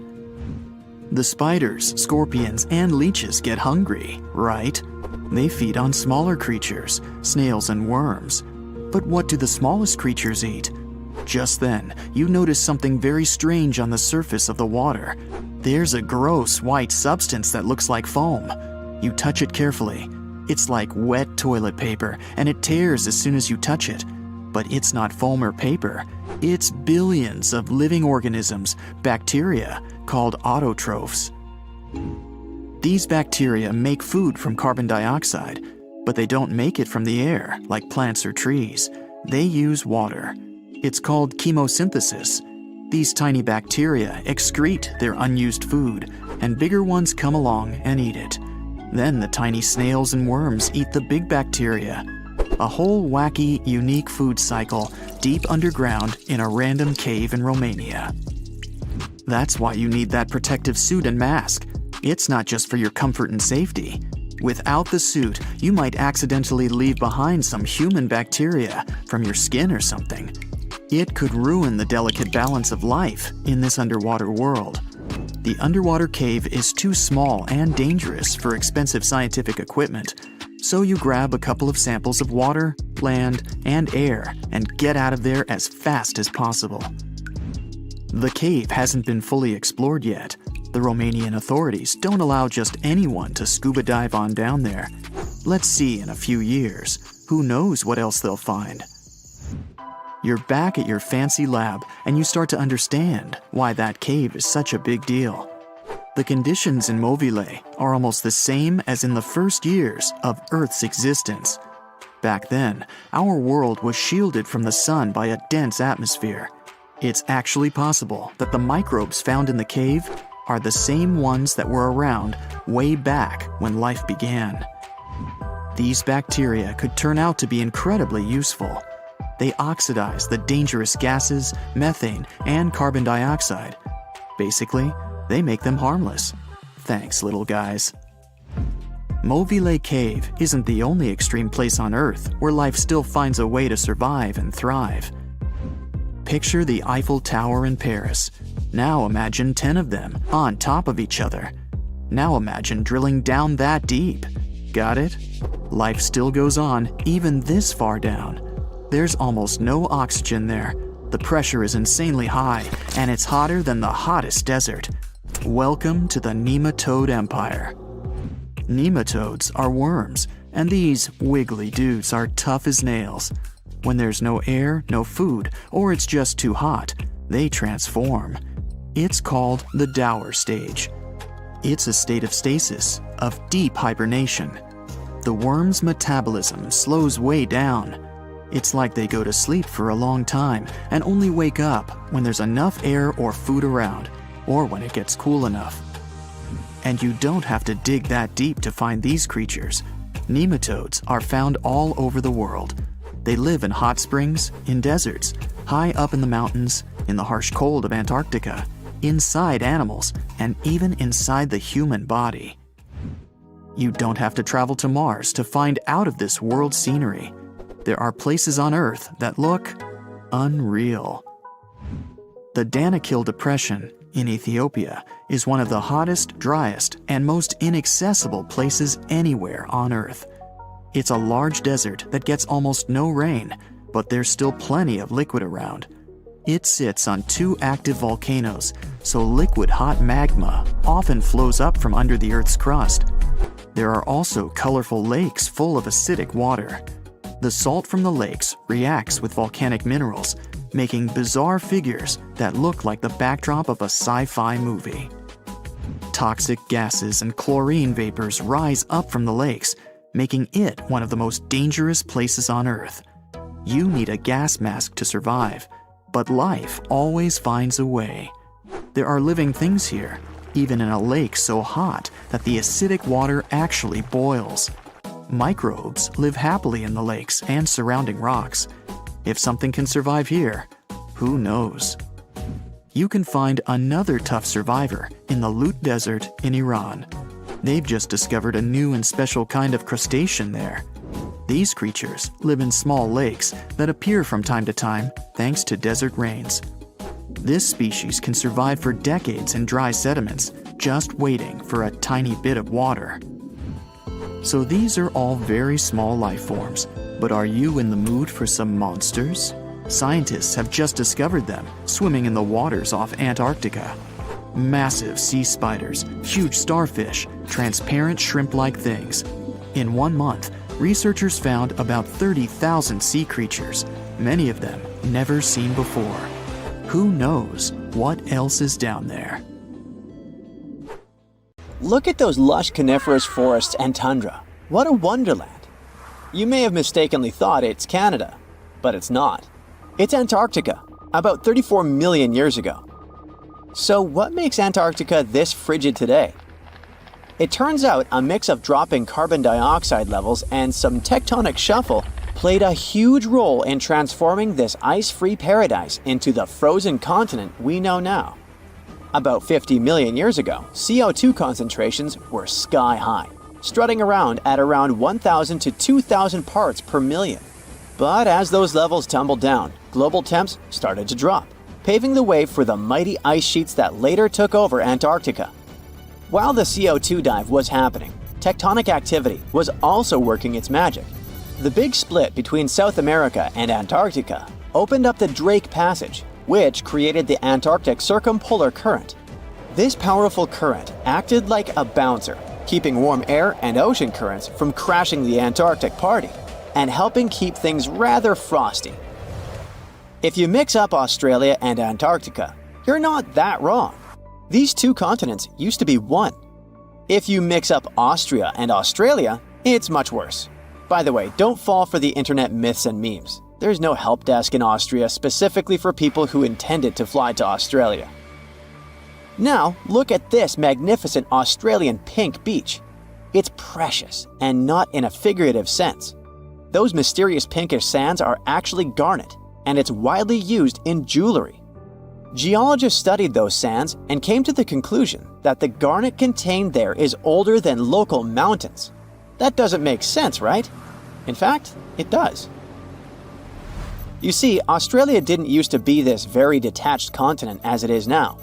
Many millions of years ago, Australia and Antarctica were part of the supercontinent Gondwana, and glacial erosion released the garnet, which eventually made its way to the beach. These sands formed when South Australia was flat and chill, long before the mountains appeared. Most garnet gets washed away, but this batch has a rich history, tracing back to glacial rocks in the Transantarctic Mountains. So this pink sand comes from an ancient mountain range hidden under Antarctic ice. Not only does Antarctica ice hide gems like garnet, if you look harder, you might find entire buildings. Sounds insane, but this is exactly what a British explorer did. His name is Chris Brown, and he uncovered an entire building beneath the ice. He was traveling to the pole of inaccessibility, and it all started with a bummer. Chris and his son had their plane broken. Suddenly, they spotted a lone bust peeking out of the snow. This place was an old meteorological station. Despite freezing conditions, Chris and his son Micah had a blast exploring. Chris is on a mission to conquer all 7 earthbound poles of inaccessibility and has tackled 5 so far. I guess you already know that Antarctica is the largest desert on Earth, much larger than the Sahara or the Gobi. Still, despite being the driest continent on Earth, it boasts a seriously weird waterfall. Nestled in the mesmerizing McMurdo Dry Valleys, it's 5 stories tall and looks like it's gushing blood. It's even called Blood Falls. It may look outlandish and even frightening, but its nature can be easily explained. The water that creates this crimson cascade was once a salty lake, but over time, it became sealed off from the outside world when glaciers formed on top of it. Now, this ancient water hanging out 1,300 feet below the surface has cranked up its salt levels to 3 times saltier than the ocean. This salt water is also loaded with iron and gets 0 oxygen or sunlight. When the iron-rich water trickles through a crack in the glacier and meets the air, it rusts up, turning dark red. You may have mistakenly heard that no bug species belongs to Antarctica, but it's not exactly true, because there's this tiny Antarctic midge living there. Plus, there are some spiders too. Those aren't your average spiders hanging out in the darkest corners of your apartment. Those are critters lurking in the chilly darkness of the Antarctic ocean floor. These little marine creepers are actually arthropods and can stretch around 20 inches across. As if that wasn't bizarre enough, they also breathe through little holes in their legs. Quick question. What's the color that you associate most with Antarctica? I'm sure it's white. That's my association too. However, Antarctica may look like a slice of watermelon. That colorful snow comes courtesy of a tough little algae called Chlamydomonas nivalis. When things start to warm up during the Antarctic summer, these little guys release their vibrant red and green spores, painting the snow in wild and funky colors. But it's best to steer clear because that snow is not just a pretty sight. It's also toxic and definitely not edible. Searching for fossils is always a blast, but when you're in one of the most remote spots on the planet, it gets even more exciting. A diverse team of scientists recently hit the mother lode, pulling in over a ton of fossils from ancient marine life, dinosaurs, and birds from the late Cretaceous period, about 71 million years ago. Their adventure kicked off with a flight to South America, followed by a 5-day trek through the infamous Drake Passage. Upon reaching Antarctica, they set up camp using helicopters and inflatable boats. You might be thinking, why dig in Antarctica with all that ice? Well, it turns out there are places where rocks pop up, depending on the season. The team went to James Ross Island, located in the Antarctic Peninsula, and they went there during February and March. And that's one of the few parts of Antarctica where in summer, rocks are exposed, and those rocks can come from the age of dinosaurs. The expedition was a success, as they discovered over a ton of remarkable finds. Next up, the fossils will head to Chile before making their way to Pittsburgh's Carnegie Museum of Natural History. Among their discoveries, they found relics dating back about 71 million years, alongside some around 67 million years old, including plenty of snails, clams, and various marine creatures. Yikes! Look at this creepy sea worm. It could live in LA and be a star in a horror movie, but it chooses to call the chilly waters of the Southern Ocean near Antarctica its home. These worms can grow up to 8 inches long and 4 inches wide, but don't let their spooky exterior trick you. Research suggests they might actually be superheroes in disguise, playing a vital role in keeping ecosystems buzzing. Now, see that head? It's not really a head, it's just a retractable throat that helps this toothy creature chow down on its meals. Antarctica has many creepy critters to offer. Let me introduce you to the Antarctic strawberry feather star. It's not like Patrick from SpongeBob though. It's more like a deep-sea creature straight out of a horror movie. Picture this, 20 wiggly arms, some stretching up to 8 inches, all decked out with these bizarre little bumps. Yikes indeed. Back in 2014, scientists buried 34 seismic monitors in the snow on the Ross Ice Shelf, which is huge. Think of it as an ice slab the size of Texas, just chilling over the Southern Ocean. These clever little machines picked up a nearly non-stop buzzing. Even though our human ears usually can't catch these low-frequency sounds, scientists have worked their magic and made them audible for us. They even shared the creepy audio online. A glaciologist from the University of Chicago says that if you could hear this vibration, it'd sound like a swarm of cicadas taking over the backyard in late summer. But these glacier explorers weren't trying to capture spooky tunes. They're actually on a mission to monitor the Ross Ice Shelf because things are heating up, literally, and the ice is melting faster than ice cream on a hot day. Ice shelves are like Earth's safety plugs, keeping all that massive ice from surging into the ocean. So what exactly is making all that noise? It's likely just strong winds whipping across ice dunes, creating a kind of natural vibration. Discovering hidden places on our planet is extremely exciting. Today, I'm taking you on a trip that you aren't going to forget anytime soon. But suit up, this is about to get very cold. You hop on a plane and land on the ice-covered island of Greenland. An unbelievable view of the Aurora Borealis, aka the Northern Lights, is greeting you. You can't believe your eyes. Your guide tells you how rare this phenomenon is. Usually, people spend days trying to hunt it down.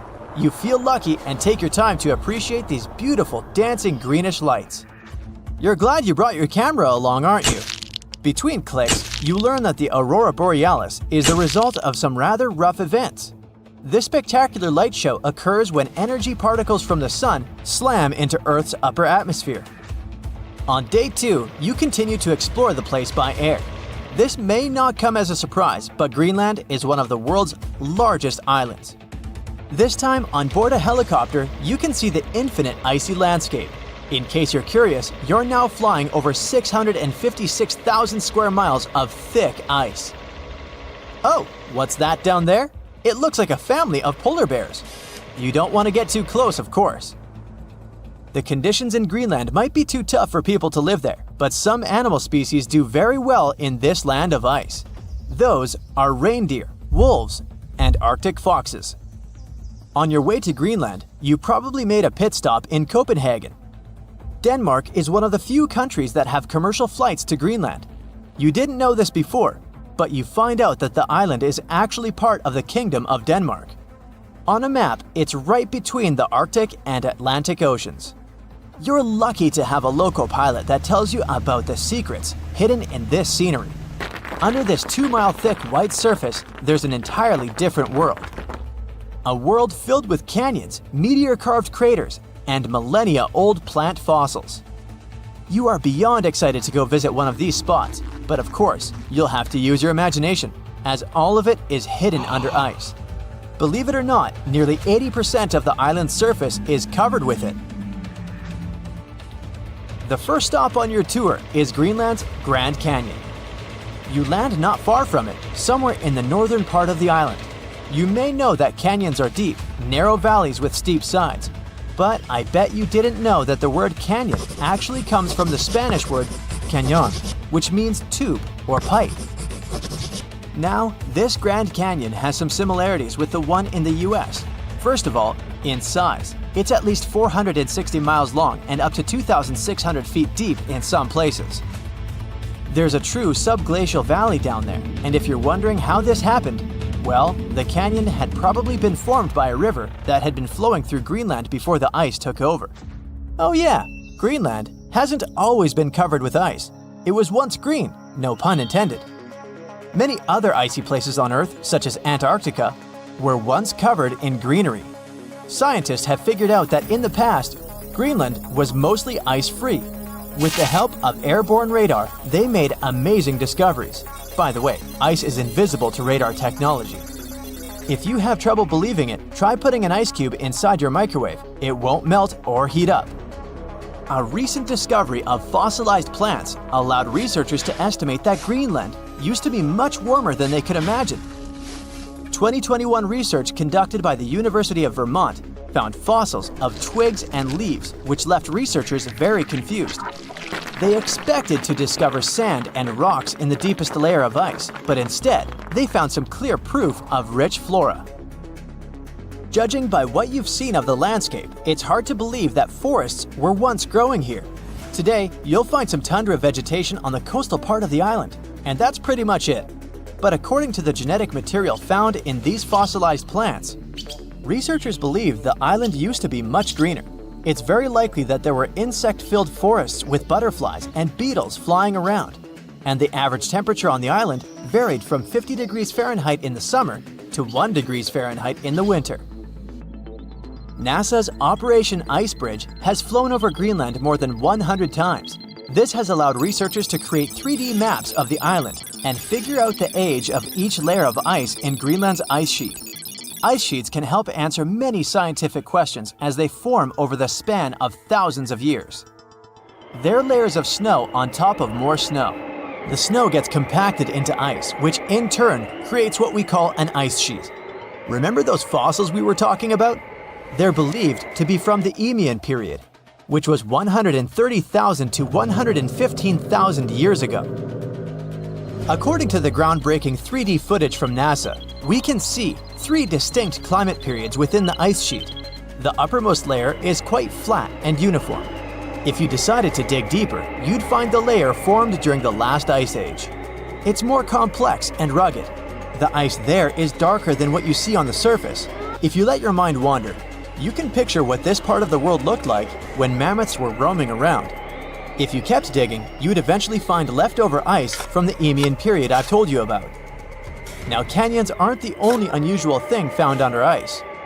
If you could sneak a peek under all those layers of snow, you'd see an impressive mountain range, and also plunging fjords. In 2017, scientists created a map that showed what Greenland had looked like without all that ice. There was a bowl-like depression in the middle of the enormous island.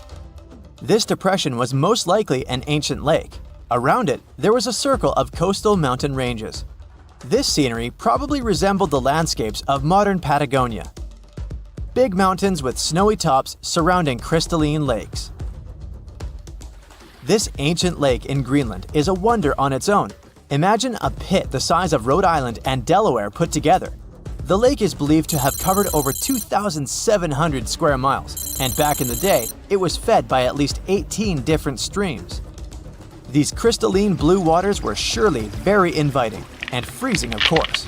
But if you ended up going for a swim, I'd say be careful, as the water could get up to 800 feet deep in some places. On day 3 of your adventure, you discover a true under-ice water park. While you're wandering around the ice-covered island, your guide tells you to be mindful of the cracks in the surface. These cracks are responsible for the modern-day aqua lounge going on down there.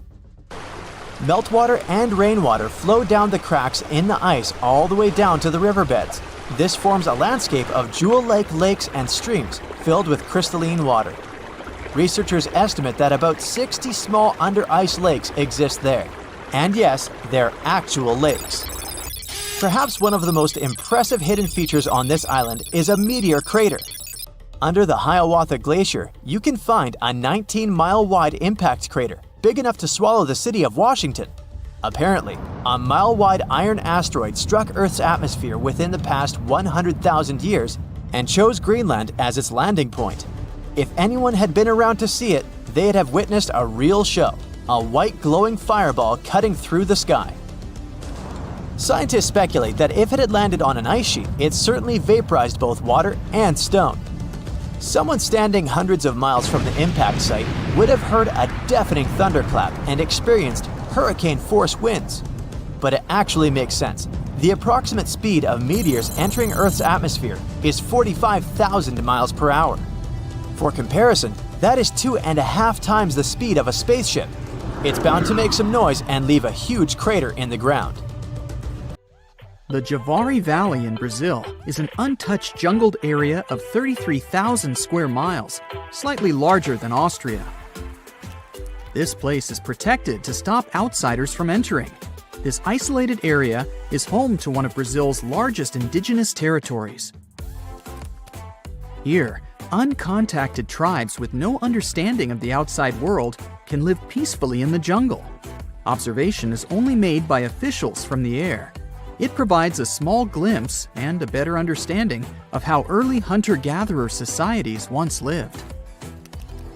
Up to 3,000 inhabitants within 14 different tribes live deep inside the reservation in up to 19 villages. This makes the Javari Valley one of the largest concentrations of isolated peoples in the world. It's illegal for outsiders to enter this area, as contact with outside humans would be volatile to the natives' health. These remote tribes haven't evolved an immunity to the many bacteria that we have, so it's crucial they are left alone. Within the Vatican, there is a massive secret storage room. It contains up to 52 miles of shelving for archives that date as far back as the 8th century. It contains many significant letters, books, and other documents from notable people collected by the Vatican. One letter from Abraham Lincoln here is from the 1860s, discussing the progress of the USA with the Papal States. Another is from Queen Mary of the Scots when she sought help from the Pope in 1587. And there are even documents regarding the trial of Galileo in the 17th century, as he questioned the true movements of the Earth moving around the Sun. There are 1,200 years of documentation regarding world events. However, most of it is secret, as access is only provided to academic researchers. And to be one of those, you will need to be the minimum age of 75 and must renew your request for access to the room every 6 months. And even then, while you poke through the secret documents, you are under constant supervision of the Swiss Guard. With so much secrecy, it would be interesting what else could be hidden in these confidential documents. Halfway between Hawaii and Australia lies the lonely Howland Island. It has a long history of being an isolated and unforgiving location. Since 1857, miners spent 2 decades extracting bird droppings that were centuries old, a valuable fertilizer at the time. The island was abandoned until 1935, when the USA attempted to make a colony there. They were excited to build its first airport. They expected it would one day be a great location for a stopover flight, creating an easier connection from Australia to California. A flight path had even been prepared on Howland Island for the arrival of Amelia Earhart. It was all set up as a landing point for her circumnavigational flight of the globe. Unfortunately, Amelia lost contact before making it to the isle. The dream of the airport to be used on the Trans-Pacific flight path was abandoned, and the colony soon dispersed with no further attempts to repopulate it. But the island is now a protected reservation for the fragile ecosystem that surrounds it. It's visited once every 2 years to assess the regeneration of wildlife, and no one is allowed to enter without official authorization. Heard Island is an offshore territory of Australia. 80% of it is covered in ice, and it has the country's only active volcanoes. It's also surrounded by glaciers, with the highest descending to sea level from 7,900 feet. If you're lucky enough to gain authorization to access the island, you can do this only by sailing 4,000 miles across rough seas. After you've successfully sailed the long voyage, you'll find yourself in this uninhabited 142 square mile territory. Congrats! You've made it to one of the most isolated places in the world. Only whalers and sealers sometimes lived here until the 1880s. And since these whalers left, only researchers have made the daring voyage. Since 2011, no one has returned. All the buildings have broken down over the years from the extreme weather, so it's not the best option for a vacation. With freezing temperatures and powerful winds that can reach 110 miles per hour, only the hardiest of plants and animals can survive this place. In France, there's a network of caves called the Lascaux Caves that provides artwork that is truly unique. Wall paintings that date back 17,000 years ago from the early Magdalenian age provide around 6,000 images. They decorate the walls, giving a great insight to what types of animals existed in that ancient period. Some of the animals portrayed have been extinct in France for thousands of years, like the ancient aurochs and rhinoceros. Painted in a mixture of red, yellow, and black colors, made from several different mineral pigments, the pictures depict what hunter-gathering societies hunted from the region. But the ingredients were vulnerable from tourists' visits, which were then stopped in 1963. The carbon dioxide from the visitors' breath and presence of light caused lichens, crystals, and molds to appear in the caves, which provided potential damage to the minerals of the paintings. These caves are now heavily restricted for entry, but replicas of the paintings have been made available to provide a similar experience. Canada is the second largest country in the world, although the northwestern part is mostly unpopulated. One island in this area, Devon Island, is the largest uninhabited island on the planet. It covers a massive area of 12,000 square miles, almost the same size as Croatia. People struggled to live in this desolate land.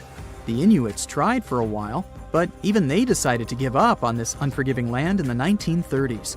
With low precipitation on the island, harsh winds, and freezing temperatures, it can only support microclimates of vegetation. Settlements were also abandoned in 1951, since they weren't economically viable with the limited resources Devon Island had to offer. However, today, due to its similarities with Mars, scientists make the difficult journey to research the island. The environment is very difficult to live in, with its poor terrain, freezing temperatures, and isolation. So, it's become a perfect match for NASA to test equipment and crew for future missions to Mars, the Moon, and even asteroids. Halfway between the North Pole and the northern coast of Norway sits the Svalbard Archipelago. This isolated island is covered by snowy tundra. It's virtually unlivable here. But as you make the long journey, trekking through the snow, you might be lucky to reach the Svalbard Vault, poking out of a mountain. After accessing its daunting entrance, you follow through a long tunnel deeper into the mountain. You can hear constant noises from the cooling system all around you.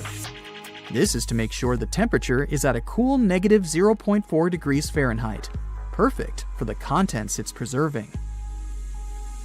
As you reach the end of the tunnel, you enter the Svalbard Global Seed Vault. This is basically a safety deposit box holding the world's largest collection of agricultural biodiversity. Since its opening in 2008, 13,000 years of agricultural history have been accumulated, with over 1 million separate distinct crop samples stored here. The purpose of the vault is to provide a backup against any accidental loss of crops throughout the world. The 148 countries who deposited into the vault can withdraw when they need to. However, it is heavily restricted, with only authorized personnel accessing the seeds within. In Brazil, there's an island just 21 miles from the coast. It's one of the most dangerous islands in the world. Filled with a lot of snakes, it's aptly named Snake Island.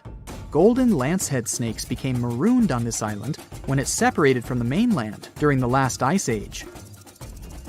From their isolation, they adapted to their surroundings, growing in numbers, and their venom becoming more potent with whatever prey they could find. Their venom is up to 5 times more powerful than their mainland cousins.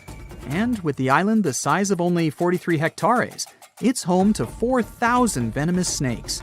That's at least 1 snake per square foot. The island is restricted due to the highly venomous residents. Only officials and researchers observing the snakes are allowed access. But if you happen to be sailing by and your boat sinks, there's a number to call just in case. Just don't leave the beach.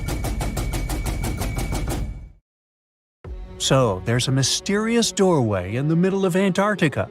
Some people think it's Bigfoot's vacation home, or a shuttlecraft from Star Trek, or maybe a door to Agartha, a mythical kingdom some people believe is located in the center of the Earth. Well, the scientists debunked all these poetic theories and explained that what looks like a mysterious doorway is located in an area of fast sea ice. It's offshore of the coast and is full of little islands with shallow water around them. When ice flows around hard rocks hidden underneath, it can create patterns that look odd but are totally normal. In this spot, the ice is thin, so the rocks underneath have a big effect on how the ice moves.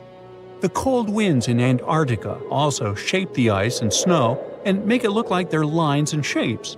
So, the mysterious doorway is just a rocky ridge poking out because the ice has melted a little.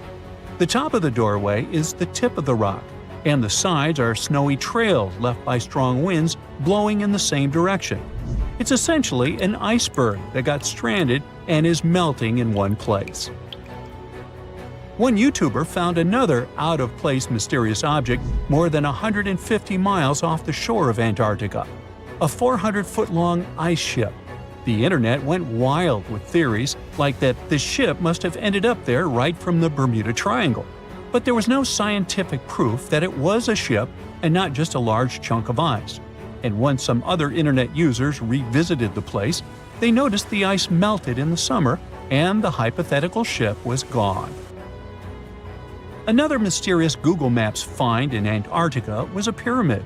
And before you make up an exciting theory about how the ancient Egyptians built a secret base here, I have to tell you it turned out to be just a mountain. It's part of the tallest mountain range in Antarctica that stretches for almost 250 miles. It's not the first pyramid on this continent, as explorers from the British Antarctic Expedition found another unusually shaped mountain and nicknamed it the Pyramid. But this one didn't even have a pyramid shape. Here's one Antarctic find that definitely won't disappoint you: a giant ice shelf that reminded scientists of the Grand Canyon.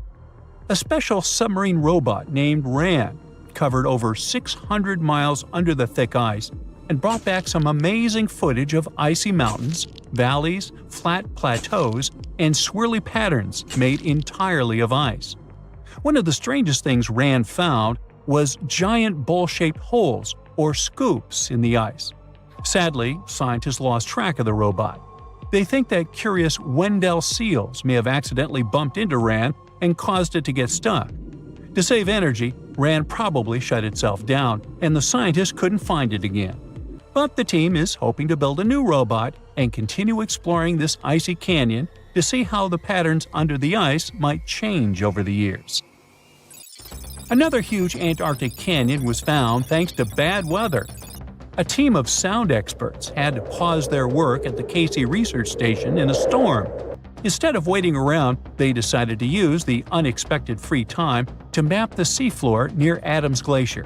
And that's how they found a canyon that is almost 7,000 feet deep, almost 30,000 feet wide, and stretches over 28 miles away from the glacier. During the mapping, they discovered just part of the canyon before they had to go back to the research station. But when bad weather came in again, the ship went back and mapped more of the canyon. They were working in waves up to 13 feet high and super powerful winds, but they managed to get about 15 hours of data to complete their map. On the way back to Australia, they stopped one last time, and now they've got a full picture of the canyon. Studying it is helping scientists learn more about the history of glaciers and the interaction between the Antarctic ice sheet and the ocean. Now, there's a frozen lake in Antarctica called Lake Enigma. For a long time, people thought the lake was completely frozen solid. But during one expedition, researchers found that under the thick ice, there was a layer of liquid water about 40 feet deep. To learn more, they drilled through the ice and sent down a camera to explore what was hiding in the lake's depths. The lake's water, which they think comes from the nearby Amorphous Glacier through a secret underground pathway, was filled with strange microbial life. These tiny microbes lived in mats that covered the lake bed. Some of the mats were thin and spiky, and others looked like crumpled carpets, or even small tree-like shapes that grew up to 16 inches. Many of the microbes could make their own food through photosynthesis, just like plants do, and it gave the lake a high amount of oxygen. One of the coolest discoveries was a type of microbe which usually lives in low-oxygen places. Lake Enigma might be similar to environments on icy moons like Europa or Enceladus, so it could mean that these moons also have hidden water under their ice and possibly microbial life too. One more mind-boggling discovery from Antarctica is tiny pieces of amber in mudstone, found here for the very first time. It took scientists years of studying incredibly well-preserved fossilized roots, pollen, and spores that they found back in 2017. Amber proves that resin-producing trees once grew in Antarctica, part of a lush rainforest that existed near the South Pole during the mid-Cretaceous period. Back then, disclaimer, I wasn't around then, the trees would have had to survive through months of darkness during the long Antarctic winters. Scientists believe they adapted by going dormant for a long time. The amber pieces the scientists found are tiny, but they are beautiful shades of yellow and orange with bumpy surfaces that show how the resin flowed out of the trees. This resin likely leaked out to protect the trees from insects. It was preserved because water quickly covered it and kept it safe from sunlight and air. A scientist was browsing through satellite images for brown trails of penguin waste and found 4 new colonies of emperor penguins at the base of the globe. These new colonies likely have been around for years, though 3 of them are rather small, with fewer than 1,000 breeding penguins each. One of the new colonies was found close to a place called the Lazarev Ice Shelf, where there used to be a larger penguin colony. They thought this colony went extinct in 2019, but it seems the penguins have just moved a bit because of changing sea ice conditions. So studying them can help us learn more about how emperor penguins adapt to changes in the environment. Now, there used to be a giant river system in Antarctica 40 million years ago. Researchers found proof of it after studying soft sediments and hard rocks from the frozen seabed. They looked at tiny bits of radioactive elements, like uranium and lead, and learned that the deeper dirt came from the time of dinosaurs.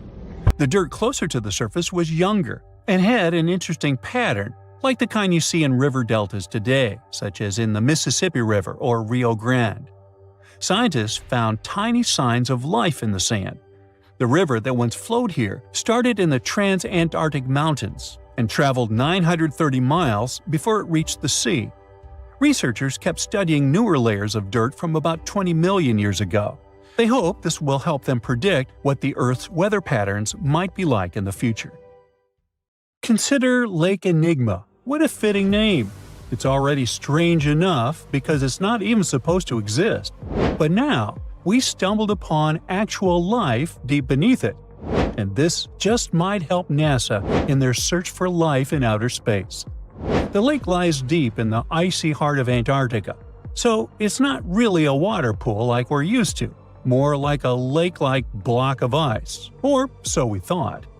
Just recently, Italian scientists discovered a secret that had been buried for ages, an actual body of water, and in this water, life is thriving. Various microorganisms, and even some weird little hunters. Which is super weird, since Enigma sits in a remote and harsh corner of our planet, the northern Victoria Land in Antarctica. The entire South Pole is cold, but in this place, temperatures can plummet to a horrifying minus 41 degrees Fahrenheit, though on average it's around 7. Chilly. Like we said, this lake shouldn't even be there at all.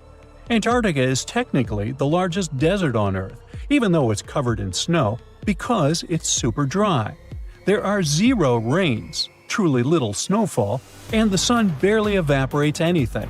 And even if there is some water, the insane winds make sure to dry everything out super quickly.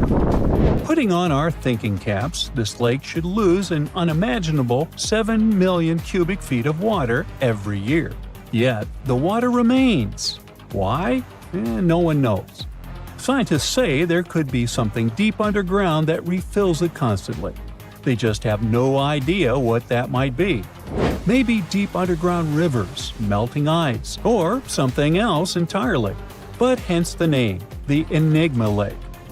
The block of ice we mentioned is permanent and super thick, at least 36 feet of it, and that's higher than a 3-story building. So researchers decided to check out if there's anything beneath it. They used a so-called ground-penetrating radar, a super smart echo detector for the ground. This radar sends invisible radio waves into the Earth. When they hit something underground, like rocks, water, or anything else, they bounce back to the device. By measuring how long it takes for the signal to return and how strong they are, we can determine the distance and what exactly the radar hit. That's how animals like bats, whales, and dolphins can see underwater. And we humans stole this cool nature idea to research buried structures and hidden caves. Scientists used this device all over the Enigma surface. This way, they were able to create an entire map of this under-ice world beneath. The water itself wasn't surprising. It's the unique ecosystem in it that shocked them. Unfortunately, no secret monsters or extraterrestrial secrets this time. But there are microorganisms there that may not exist anywhere else on Earth. Somehow, these creatures have managed to survive in complete isolation and extreme cold. It's not that we don't know these microorganisms, we've met them before, just not exactly like this. There are a couple groups hanging out down there. The first one is Bacteroidota. They love breaking down complex molecules, especially in your stomach, and help digest tough plant fibers. They mostly hang out inside us, but in the outside world, we might occasionally find them in soils and oceans. Then Actinobacteriota, genius chemists among bacteria. They decompose organic materials and help the soil get healthier. They're also famous for producing antibiotics, so we owe a lot of our medicine to them. The third one is Pseudomonadota. These guys weren't a surprise. They're crazy adaptable. They can thrive pretty much anywhere, from soil to water to the human body. Some of them are good, helping plants grow and in nutrient cycles, but others can be opportunistic pathogens. Bad guys. But what is actually a surprise is that Lake Enigma has tons of passibacteria. They're ultra-small even for microorganisms and can barely do anything themselves. So they prefer to live in symbiosis or be little parasites, relying on their hosts for nutrients and other necessities. All these little chompers might be ancient. They could be remnants of a time before the lake froze over completely, which is hundreds of thousands of years ago. It's simply weird to encounter these bacteria in the Enigma Lake, especially the little parasites. Paticibacteria usually love low-oxygen environments, but this lake is very oxygen-rich, not even mentioning an almost 40 feet of ice above. So all this means that even though we know who these guys are, this specific species might be new to us. They could have evolved with some unique adaptations and abilities using the lake's unusual chemistry. They probably rely on a super simple and delicate food web. Some of the microorganisms produce energy from light, well, whatever light gets down there, or the lake's chemicals. The symbiosis guys most likely survive by living on or inside their neighbors. Yep, these microscopic creatures hunt each other. Nope, things can't be peaceful even in a place like that. If we find out what their secret to survival is, we might learn more about chemistry, medicine, and even extraterrestrial life. Because if life can endure such extreme conditions, then it can probably appear pretty much anywhere, including our closest neighbors, Europa or Enceladus, the moons of Jupiter and Saturn. They definitely hide oceans beneath their frozen surfaces, and now there's a very high chance there might be some life there. Antarctica must be the closest thing we have to extraterrestrial exploration before we actually land on other planets. It's full of hidden mysteries and surprising creatures. Even outside of Lake Enigma, the South Pole harbors life. Just take the McMurdo Dry Valleys, which are often referred to as Earthly Mars. These are among the most mysterious and extreme places on our planet. They're stretching across Victoria Land in Antarctica, and this is one of the driest places on Earth. Makes sense if you remember the name. Surprisingly, unlike other parts of the South Pole, this land is almost entirely devoid of snow and ice, just lots of super cold ground. There might even be some sand dunes nestled here and there between the rugged mountains. The ground is mostly covered in loose gravel, scattered with ancient rocks made of granite, and something interesting called gneiss, just spelled differently. It's the type of rock that's been through a lot, literally. It's usually born when granite and sedimentary rocks have to endure insane pressure or horrifying heat for a while, a process called metamorphism. These conditions are so intense that they literally rearrange the minerals into layers. That's why gneiss has such beautiful foliated looks. It's the planet's version of baking a layered cake. It's amazing because this place is almost exactly the way it was millions of years ago. These valleys are frozen in time, and they give us a little glimpse into Earth's distant past. And that includes life. Once again, local winds are absolutely terrifying gusts of cold air racing downhill, and they evaporate snow faster than it can even melt. So, logically, you shouldn't find much water here, not even mentioning life. But somehow, you can still stumble across frozen lakes and saline ponds in the dry valleys. And local life stretches all reason and our understanding of biology. It exists inside the rocks themselves. Microorganisms are hidden in slightly moist cracks and crevices. Deep inside, there's endolithic bacteria. These guys are super chill. Instead of moving around like other microorganisms, they always stay put inside their little rocky homes. How do they survive? Through photosynthesis. Just like plants, they take teeny tiny parts of light that gets in crevices and acts like little solar panels, getting energy from the sun. Meanwhile, in another place, beneath the Taylor Glacier, there's bacteria that literally doesn't eat anything. Not comfort, not sunlight, not even oxygen. These guys rely on a diet of dusty rocks and sulfur to fuel their weird metabolisms.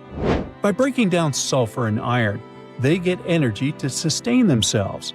This way, they easily survive in deep seas at sub-freezing temperatures, completely cut off from sunlight, oxygen, and the world itself. This place is fascinating for both its life and the lack of it. In some parts of the valleys, like University Valley, yes, that's what it's called, the permafrost is so harsh that no microbes were found at all. This might be one of the only places on Earth where life appears to be completely absent, a quite scary idea. Anyway, now scientists are thinking about learning more about Lake Enigma and drilling this Mars-like environment, exactly for that reason, to see how we could get samples from Mars in the future. There once was a kingdom where the ancient Egyptians traveled to buy gifts for pharaohs, sort of like an ancient shopping mall. This kingdom, named the Land of Punt, was rich in luxury goods, including gold, aromatic resins, blackwood, ebony, ivory, and exotic animals like leopards and baboons. All of these sound like great gift ideas to me. The Land of Punt was an especially important trading partner for Egypt for over 1,000 years. But if you plan to go there, the bad news is that it hasn't survived to these days, and nobody knows for sure exactly where Punt was located. We only know about it from records. The most famous of them were left on the walls of the temple of Queen Hatshepsut, who had sent an expedition to Punt. Scientists have been trying to find the exact location of this rich land for over 150 years. It could have been southeast of Egypt, in a coastal region south of it along the Red Sea, Gulf of Aden, and the Indian Ocean, or it could have covered the Horn of Africa and the area across the sea in southern Arabia. Now researchers were finally able to narrow down the possible locations thanks to a study of baboon mummies. Ancient Egyptians admired baboons and even thought they were related to the deity of the moon and wisdom. One species, the sacred baboon, was often shown in wall paintings, sitting with its tail curled to the right, and was mummified in this position. Another type, the olive baboon, was wrapped up in one giant cocoon. Both types were found in the tombs of the Valley of the Kings. But if you remember geography lessons, baboons just don't wander around Egypt, so they must have been brought there through trade with other regions. Primatologists, Egyptologists, geographers, and geochemists look at the mummified baboons from two different time periods in ancient Egypt. Some were from the New Kingdom period, and others were from the Ptolemaic period. The scientists did some more hard work and analyzed tissues from 155 baboons from 75 separate places in eastern Africa and southern Arabia. Those were all areas that they thought could be the ancient Land of Punt. They measured oxygen and strontium in the baboons' bodies. When animals drink water and eat plants, their teeth, hair, and bones show a geographic signature of where they've lived, thanks to these elements they contain. Scientists use a special method called isotopic mapping and found out that the New Kingdom baboons they analyzed came from a location in Eritrea, Ethiopia, or Somalia. 5 mummified baboons from the Ptolemaic period had strontium levels that matched those found in Egypt. So, ancient Egyptians might have had a special place to breed and keep baboons, probably in Memphis, a city in Lower Egypt, not Tennessee. Meanwhile, paleontologists from New Zealand got lucky, as some boulders had split open from the tide and revealed fossils of the largest penguin that has ever lived on Earth. The scientists used laser scanners to make 3D models of the ancient penguin bones. They compared these bones to the flipper size of modern penguins and did some math as to how much the old penguins might have weighed. Today, the biggest penguins, emperor penguins, weigh between 55 to 100 pounds. Researchers think that the penguins from the past that they found weighed around 340 pounds, real giants in the penguin world.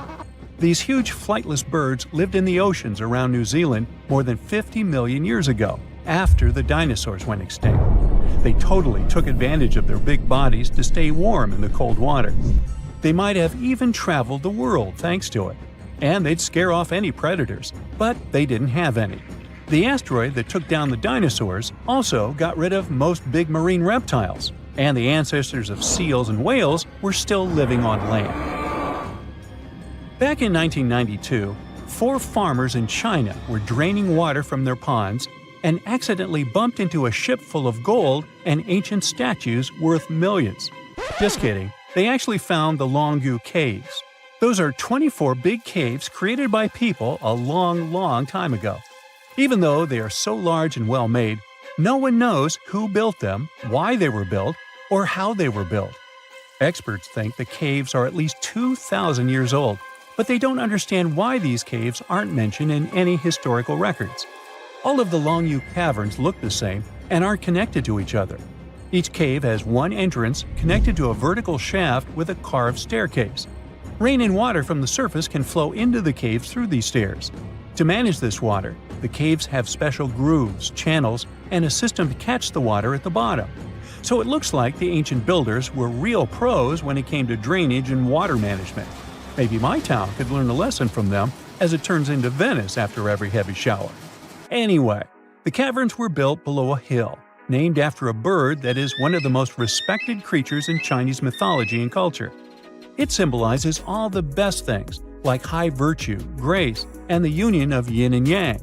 Scientists think there could be a connection between the caverns and the bird, but it's just a theory so far. Experts from the National Institute of Ocean Technology in India were doing their routine pollution surveys when they found some structures that looked like a city underwater. Using special sonar technology, the team found big geometric shapes on the ocean floor. They brought up different items from the site, like pottery, beads, sculptures, parts of walls, and even human bones and teeth. They thought the ruins belonged to a civilization older than the Bronze Age Indus Valley Civilization, which is the earliest urban culture of the Indian subcontinent that we know of so far. But not everyone joined in on celebrating this awesome discovery. Some archaeologists refused to believe it and thought it could be some computer tricks. And even when they saw hundreds of artifacts from the ocean floor, they said an ancient river could have brought them there from someplace else. The team that discovered the underwater site decided to prove they were right. They chose a piece of wood as their main evidence. They tested it and found it was 9,500 years old. That could be the age of the entire site. Skeptics still insist that we can't rewrite all human history because of one piece of wood. Even 23 years since the discovery, no one is sure about the final answer. This is partly because it's hard to explore the site. It's in extremely dangerous waters with strong currents and riptides.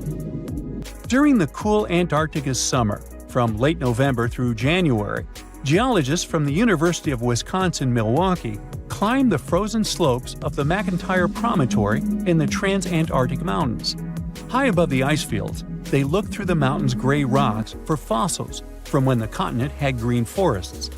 By the end of their trip, the geologists found fossil pieces from 13 trees. These fossils show that the trees are over 260 million years old. This means the forest grew at the end of the Permian period before the first dinosaurs even appeared. More than 90% of all species on Earth disappeared back then, including the polar forests. These trees would have been very tough if they grew in Antarctica and could have survived. But a huge increase in gases like carbon dioxide and methane must have taken them down. This Antarctic forest is a terrific way for us to see what life was like before the extinction, and we might even understand what caused it. It also shows us how plants were different back then from those we are used to now. Hey now, get ready to dive into the Sea of Mysteries, also known as the Black Sea. It is the largest inland body of water in the world, bigger than the entire state of California. It has dozens of lost ships and some secret underwater tunnels. And some people believe it's an ancient quarry that was mined out in 6 stages.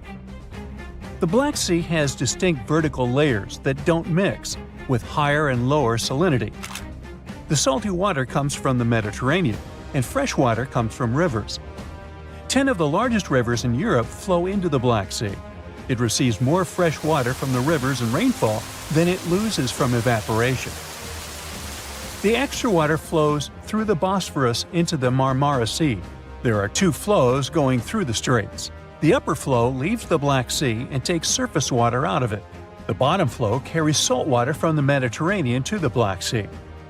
That's why the upper layers of the Black Sea are less dense than its saltier lower layers. The oxygen that comes from the atmosphere and photosynthesis stays in the surface layers.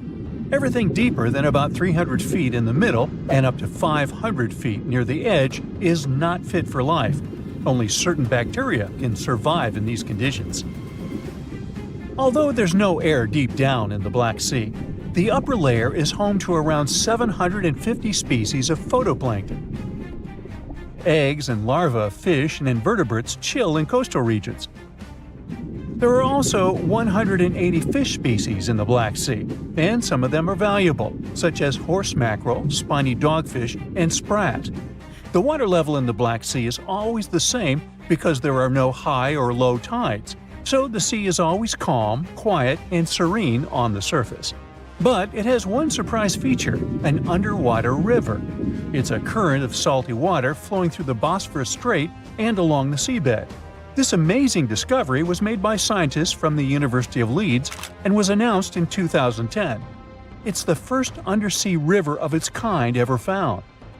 The river forms because salty water from the Mediterranean Sea spills through the Bosphorus Strait into the Black Sea, where the water is much less salty. The no-air zone of the sea is an ideal conservation chamber for what's hiding on its bottom. The Black Sea is like a treasure trove for shipwrecks, and we discovered it by accident. Some maritime archaeologists were studying sea levels to see how quickly the water levels rose after the last ice age, and they ran across over 40 previously unknown shipwrecks as a complete bonus. Researchers used 2 remotely operated vehicles to explore the seafloor and the wrecks. Thanks to it, we have a video and detailed 3D images of the ships that were stitched together from thousands of high-resolution photos. According to the New York Times, some of the standout discoveries among the 44 ships found include a medieval training vessel from the 13th or 14th century. Expedition members nicknamed another ship from the Ottoman Empire the Flower of the Black Sea for its beautiful petal carvings. The team also noticed unusual details on other ships, like coiled ropes, chisel marks, rudders, and other carvings.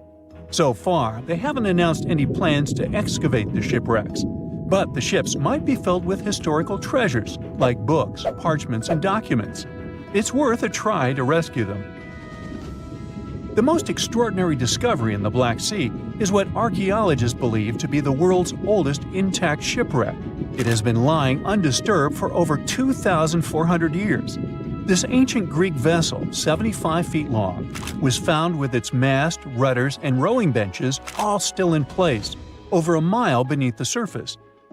Researchers believe the ship was a trading vessel, like those depicted on ancient Greek pottery, such as the Siren vase in the British Museum. This vase, or vase, dating from the same period, shows a vessel carrying Odysseus past the Sirens. The team took a small piece for carbon dating, and the results confirmed it as the oldest intact shipwreck known to humankind. The fact that it's so elaborate and well-preserved deserves a standing ovation for shipbuilders of the ancient world. Without microbes, worms, or other creatures to eat away the wrecks, it's no wonder the ships are in almost perfect condition. If the Titanic had sunk in these waters, we would have found it in a much better state now, not being eaten by nasty underwater microorganisms. Now, there's an interesting theory called the Black Sea Deluge hypothesis, which suggests a huge flood happened around 7,500 years ago.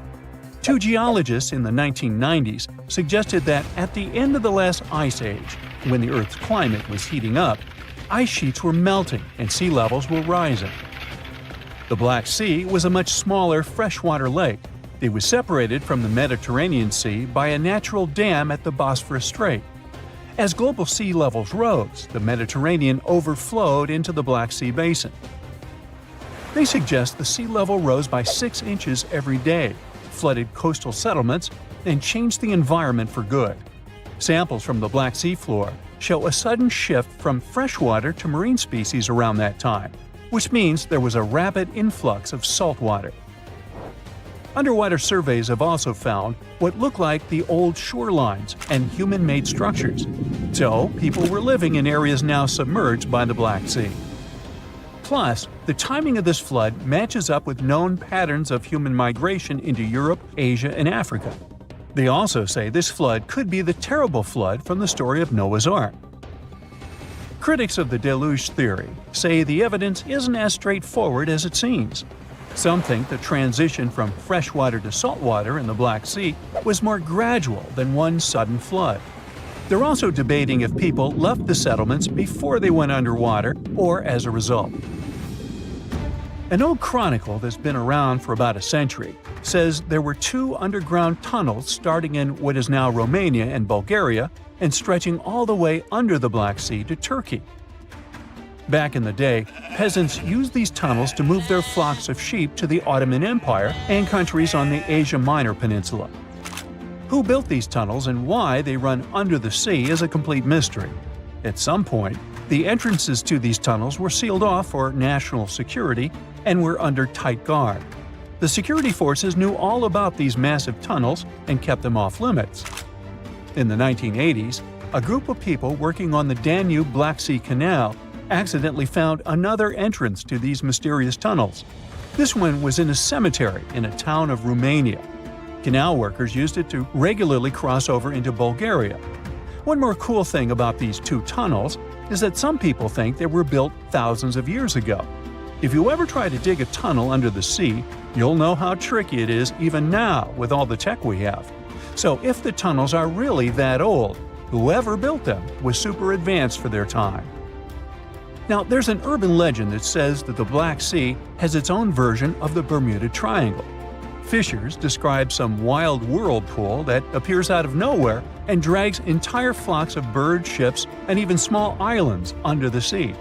And once, things got even wilder with a ship that vanished under weird conditions in 1944.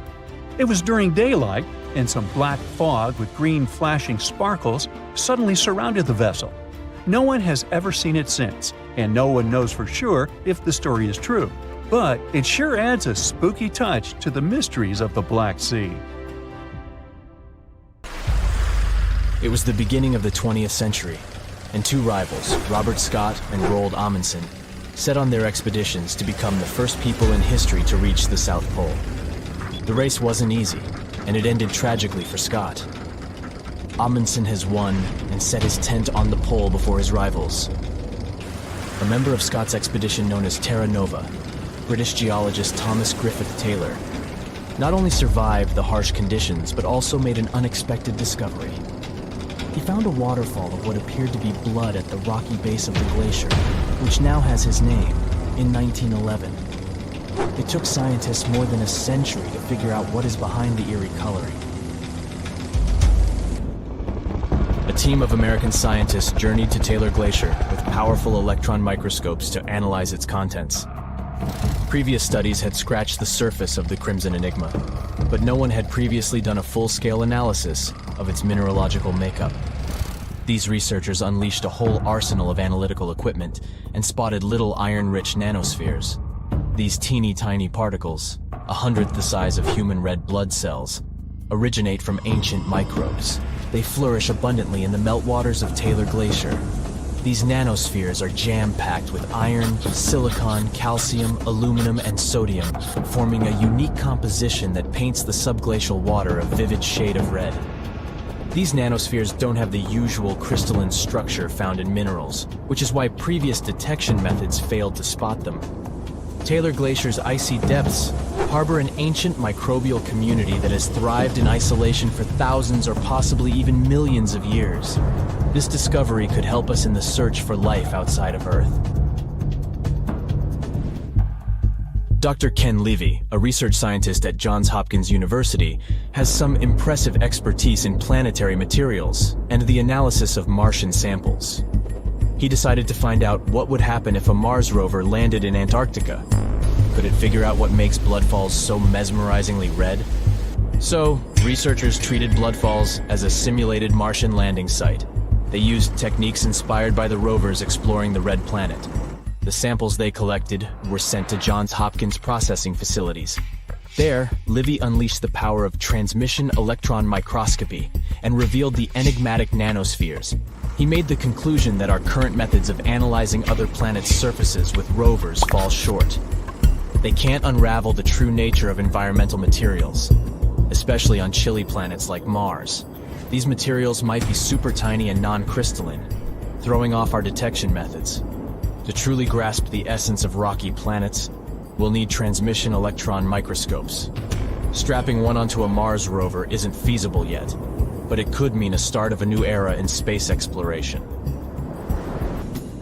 Have you ever seen a waterfall on fire? Every February, when the stars align just right, Horsetail Fall in Yosemite National Park gets a sensational makeover.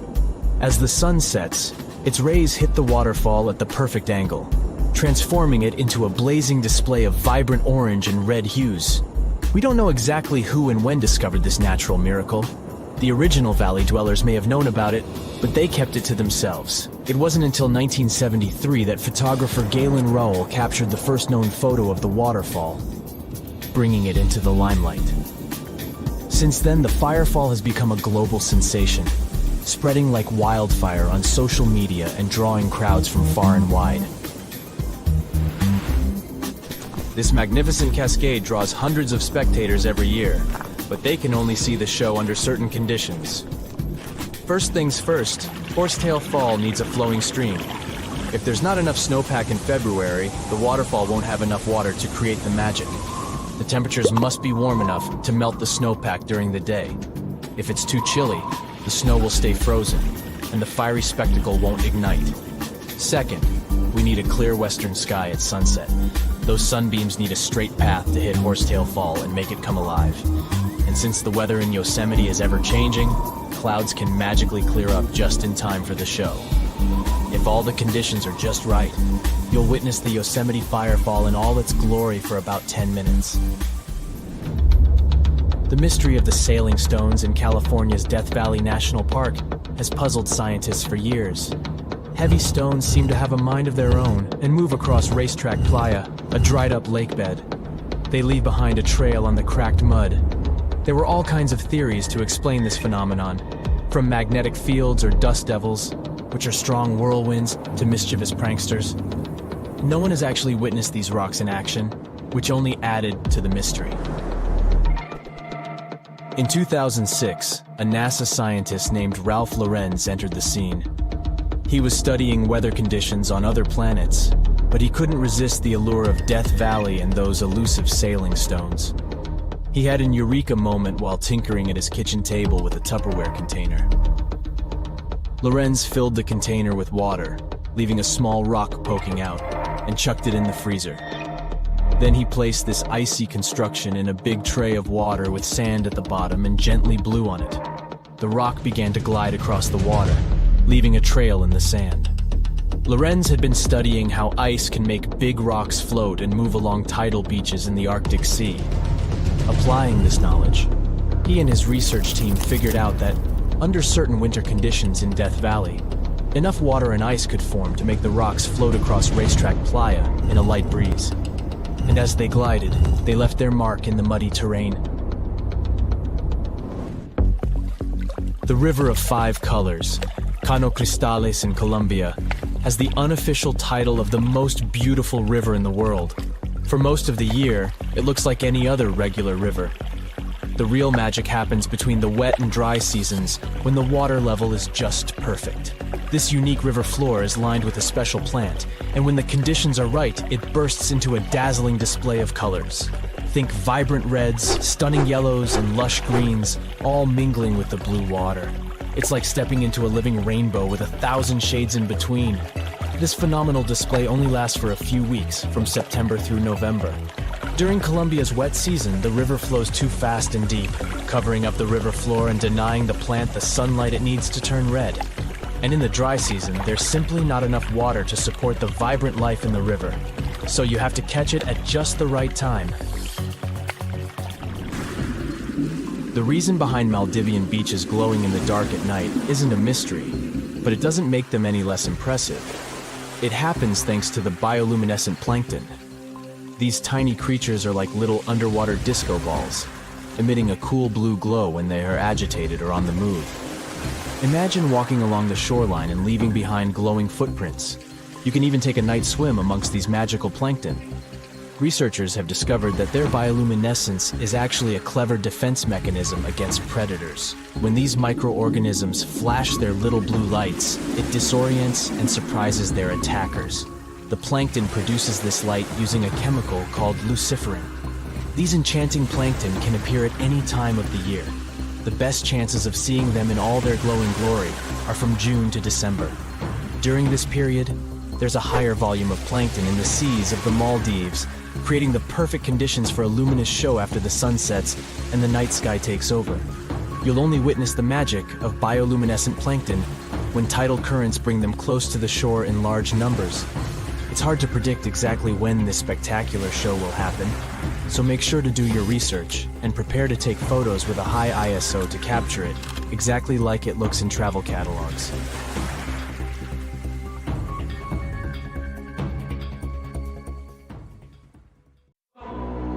There's something really bizarre going on at these 12 points scattered across the Earth. The vile vortices, as they're called, are these creepy spots over the Tropic of Cancer, the Tropic of Capricorn, and the North and South Poles, where weird forces seem to take over. You've probably heard of the most famous one, the Bermuda Triangle. It's believed that more than 50 ships and 20 airplanes have mysteriously disappeared in this area, which is located between Florida, Bermuda, and Puerto Rico. But what most people don't realize is that the Bermuda Triangle actually has 11 siblings, and these other spots can be even more terrifying. Let's start with Mohenjo-Daro. This was a thriving city located in what is now Pakistan. Built around 2500 before the Common Era, this urban center was once home to about 40,000 people. But then, suddenly, people abandoned it by the year 1700 before the Common Era. In the 1940s, an archaeologist discovered 39 human skeletons at the site, which fueled the theory that the city was invaded by some other civilization at some point. But honestly, it's hard to confirm that, since archaeology doesn't really explain the city's sudden destruction or the disappearance of its people. It's led to a bunch of bizarre theories. One of them talks about an ancient extraterrestrial race that might have lived there, and a malevolent wind that swept through the city. Another ancient city with a similar mystery is the Great Zimbabwe. Its construction began in the 11th century, and at its peak it housed up to 18,000 people. But for reasons we'll probably never fully understand, it was abandoned in the 15th century. Archaeologists were really interested in this place, and that's when things got even weirder. They found 8 of these birds, now called the Zimbabwe birds. These soapstone sculptures were found sitting on stone columns that were over 90 centimeters tall. Nothing like them has ever been found anywhere else, and their meaning is still a total mystery. Some think each bird represents a new king, but other theories suggest they were ancient animals very dear to the people who lived there. Adding to the mystery, local legends talk about a strange, short man who's sometimes seen wandering around, but he always disappears before anyone can get close.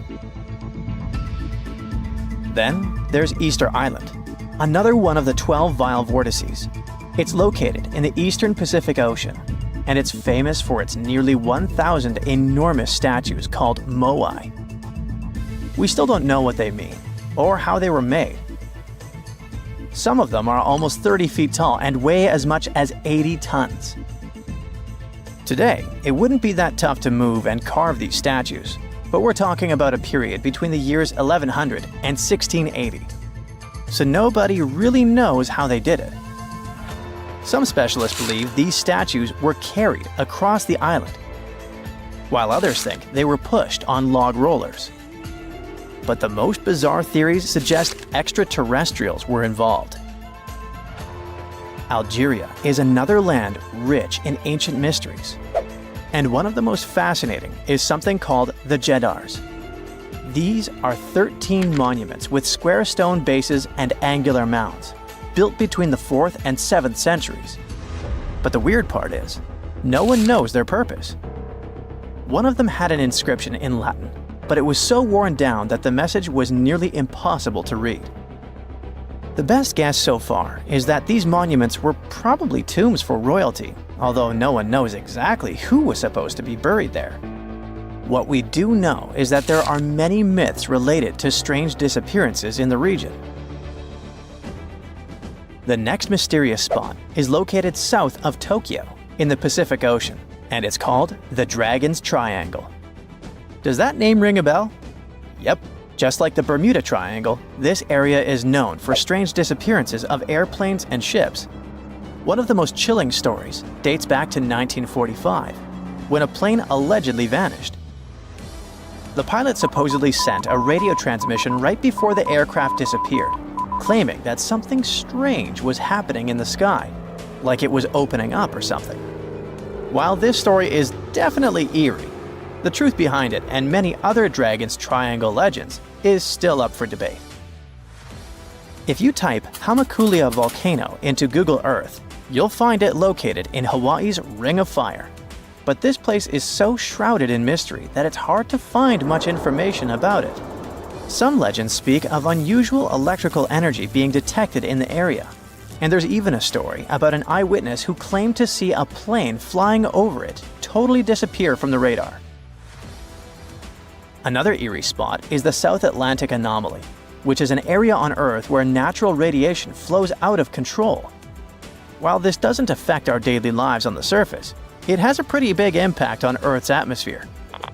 The radiation there is so intense that it can knock out the onboard computers of spacecraft and interfere with the data collected by satellites passing through the area. To deal with this, specialists had to add an additional shield to the International Space Station. The South Atlantic Anomaly is also linked to a weird event that astronauts experience called cosmic ray visual phenomena. They've reported seeing random flashes of light or shooting stars out there in space, but it's all just some kind of illusion. From wild radiation to strange seismic activity. The Wharton Basin in the Indian Ocean is a place known for unusual tectonic events. In April of 2012, a massive earthquake measuring magnitude 8.6 hit the region. This was considered the largest intraplate earthquake ever recorded, meaning it happened within a tectonic plate rather than at its boundary. This caught the attention of scientists, who now speculate that the region might be forming a new boundary between the Australian and Indian plates. But for now, this is all still one big mystery. Now let's head to the Pacific Ocean. More specifically, to the New Hebrides Trench. This submarine trench is about 750 miles long and 45 miles wide. It formed when the Australian plate slid under the New Hebrides plate. There's no doubt that this is one of the creepiest and deepest spots in the ocean. The danger isn't just down in the deep sea either, as this trench has been connected to several earthquakes that affected New Caledonia and Vanuatu. This area also has some strange features. For example, when scientists explored it, they didn't find a single grenadier fish down there. This type of fish is one of the most common deep-sea creatures you'd expect to see in trenches around the Pacific. So why aren't they around the New Hebrides Trench? Maybe they know something we don't. The two remaining vile vortices are the North and South Poles. These two are on the opposite ends of the planet, but they share one thing in common: strange disappearances. One of the most famous stories from the North Pole happened in 1897. 3 brave explorers set out on a journey to reach the North Pole using a hot air balloon. But they never completed their mission. Their mysterious disappearance remains one of the most intriguing, unsolved mysteries in the history of Arctic exploration. The South Pole is also known for similar mysteries. It's believed that hundreds of people may be buried beneath the snow and ice of the coldest continent on Earth. Even with all the advancements in technology and knowledge, the South Pole can still be extremely dangerous for anyone who ventures there. The temperatures can drop to almost minus 130 degrees Fahrenheit, and the winds can get up to 200 miles per hour. And that's definitely enough reason to stay away. Now that you're familiar with the 12 vile vortices, let me tell you something even stranger. If you look at a map, you'll see that these places are arranged in a way that looks pretty similar across the globe. Here's the weird part. If you connect these spots where unexplained events have occurred, you actually form the geometric shape of an icosahedron. This could be just a huge coincidence, but the fact that these mystery spots align with this shape makes them even more intriguing. There's a place on Earth so dangerous that even the most fearsome creatures of today wouldn't last a moment there. It used to exist in what we now call southeastern Morocco, the land called the Kemkem Beds. The story of this place stretches back to the Cretaceous period, about 100 million years ago. It might have looked like a beautiful place at first sight, a lush green forest, rivers glittering in the sun, until you meet some terrifying dinosaur. The lions or sharks of today are nothing compared to what the fossils show us. The Kemkem Beds were dominated by terrifying predators, and above them all, 3 of the largest predatory dinosaurs ever discovered. For example, Spinosaurus. This dinosaur was unlike anything you can imagine. A half reptile, half monster standing over 50 feet tall, bigger than a T-Rex. This hybrid with a crocodile-like snout and a sail on its back hunted the forests. But this dino could dive into the rivers, so not even waters were safe from it. It could catch huge fish, as if plucking them from the shallows. There was also Carcharodontosaurus, a carnivore with the name that literally means shark-toothed lizard. Its razor-sharp teeth could slice through flesh with terrifying ease. This monster stood almost as tall as a house and was faster, stronger, and more aggressive than nearly anything that had ever walked the earth. There was also Deltadromedus, a raptor-like dinosaur built for speed. It was a quick-moving ninja that stalked its prey with horrifying precision. Oh, and the skies were a fun place too, with all these pterosaur creatures flying around. These guys are often mistaken for flying dinosaurs, but they were actually a different kind, more like close cousins of dinosaurs. These majestic reptiles soared above the Kemkem Beds and had wingspans that could stretch up to 30 feet. The fingers were feathery, with a 4th finger kinda like bats. They could glide through the air so easily thanks to their super light skeleton. But it wasn't just the dinosaurs that made the Kemkem Beds so horrifying. The waters also hid their own dark secrets. They were home to giant, terrifying fish and crocodile-like creatures. Their jaws were strong enough to crush bone, and they were lurking beneath the surface, waiting for anything unlucky enough to stumble into their path. One of the river creatures was Sarcosuchus, also called the super croc. Being about 40 feet long, it could easily swallow an adult human. Or better yet, it could take on a full-grown dinosaur and win. Its jaws snapped with unimaginable force, and no creature, not even Spinosaurus, was safe from it. Coelacanths could also hang out in the rivers. It was a monstrous predator that could easily swallow a huge fish whole. They had these creepy, icky fins that moved in a way similar to how human arms and legs move. And they could also kind of raise their heads like humans because of a special joint in their skull. Ew. Fun fact, we thought these monsters had gone extinct 60 million years ago, together with dinosaurs. But recently, we rediscovered them living and thriving in the Indian Ocean. Turns out they were just hiding in the deep waters. They probably didn't even notice the dinosaur asteroid or humans at all. Yay? Don't worry, over millions of years, they became basically harmless. They got 4 to 5 times smaller, even though they still weigh about 200 pounds. Just imagine what they were like back in the day. Kemkem waters were also home to giant lungfish and other creepy aquatic creatures, so you couldn't even drink or take a swim safely without getting bitten by something. Whew, what a place.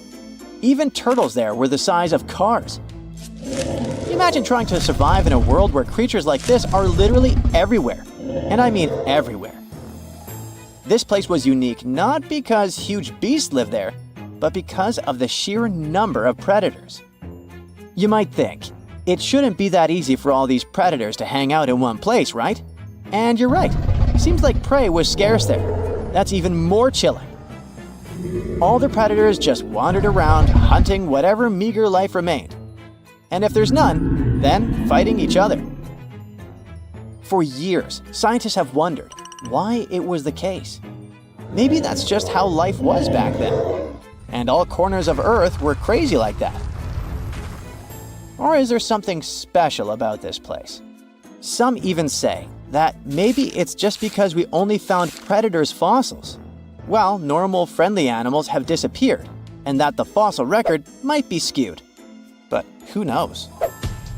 And the environment itself was just as fascinating as the beasts who lived there, just a bit more friendly. It's hard to imagine, but back in the day, this desert was a green paradise, humid and full of rivers. The heat of the sun scorched the land. The climate was hot, so hot that even the poles were warm. The weather there was extreme. Dry seasons followed by intense storms, which shaped the land and life. The giant rivers carved their way through this landscape. They stretched from the Sahara, emptying into the ancient Tethys Ocean to the north. If you were there, you'd see vast, interconnected basins, and beyond them, the central Atlantic Ocean. The floodplain stretched out beneath a sweltering sky.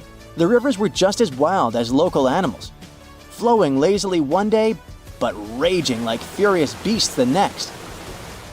At first, these rivers were powerful, carving deep channels through the land and creating wide sandbanks. But over time, they slowed down, and the landscape changed into shallow ponds and salt-covered flats. As water gradually faded away, it left behind a patchwork of wetlands and slow-moving waters. Right now, the Kem Beds is a vast, rugged desert where time has stood still for millions of years. If you visited it, you'd see a giant escarpment, its rocky face winding along the border of Morocco and Algeria, bathed in the sun's harsh light. Beneath your feet would lie layers of fossilized history. That's one of the reasons why scientists were long fascinated with this place. It must be one of the most comprehensive collections of fossils ever discovered in northern Africa. There are fossils from other parts of Africa, of course, like Egypt's Bahariya Formation. But they don't tell us much about life during this time, not like Kem. That's all because those rivers we mentioned in hotter and drier places, they've eroded or still remain buried under the sand. The first discoveries from Kem began in the late 1940s. A scientist named Schubert uncovered bony fish fossils among the escarpment near the Morocco-Algeria border. Just a few years later, a paleontologist, René Lavocat, took things to the next level. Traveling by camelback, he scoured the desert landscape and uncovered a real treasure trove of fossils. He found the partial skeleton of a massive herbivore dinosaur. Finally, at least one peaceful creature in the Kem Beds. This long-necked giant roamed the ancient river valleys and ate leaves like a good boy. For the next several decades, scientists only did small-scale fossil hunting expeditions to this place. There were modest discoveries made here and there. Then, in the 1970s, German paleontologist Helmut Alberti led his team to the Kem Beds, and that's when things took a wild turn. They uncovered fossils of prehistoric fish, crocodiles, dinosaurs, and pieces of the infamous Spinosaurus. Imagine being one of the scientists on that team. They were probably jumping from excitement. By the mid-1990s, the fossil game changed dramatically. Incredible new species were identified from the Kem Beds. Over the years, the discovery pace has only accelerated. Paleontologists, armed with new tools and techniques, have uncovered more fossils than ever before, and there's only more to come. Thousands of years ago, a huge meteor weighing 2 million tons crashed into Earth at a speed of around 56,000 miles per hour. Sounds like a big deal, and it was. It actually created Lonar Lake in Maharashtra. When you see it from above, it might look like any other lake, but the sand there is magnetic, and it makes compasses go haywire. First off, It's a soda lake. Nah, it's not filled with Coke. It's just another name for an alkaline lake. The pH levels there vary from 9 to 12, whereas humans enjoy ranges from 6.5 to 8.5. So it's not really advisable to bathe there, not to mention to drink such water. There's a little round dip about 2,300 feet away from the main lake, which folks think was made by a piece of the main meteor. Near this lake, there is a Hanuman temple that has an idol carved from rock, and it's said to have some pretty strong magnetic vibes. Also, local farmers are draining water from Ambar Lake. Sometimes people refer to this lake as Chota Lonar, which means Little Lonar. This nearly perfect oval is one of only 2 natural craters in the world made entirely from basalt, a dark, finely textured volcanic rock. The water there is 7 times saltier than ocean water, and sometimes the lake can turn pink due to particular bacteria. Whenever you open up a tap to fill a glass of water, water goes from top to bottom because gravity, duh. It's hard to imagine it acting the other way around, but turns out there are many waterfalls that can defy gravity and go in the opposite direction.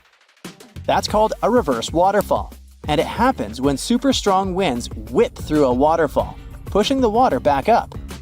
It's especially common for those windy fall and winter months. You usually need winds of at least 46 miles per hour to see this cool trick in action. It's actually not as rare as one may think, and you can find these wild reverse waterfalls all over the globe, from Australia to India, Japan, the UK, and the US. In Australia, in areas like Sydney, the Central Coast, and Royal National Park, winds around 43 miles per hour have been known to turn waterfalls upside down. Yep, it's all about the wind going this fast.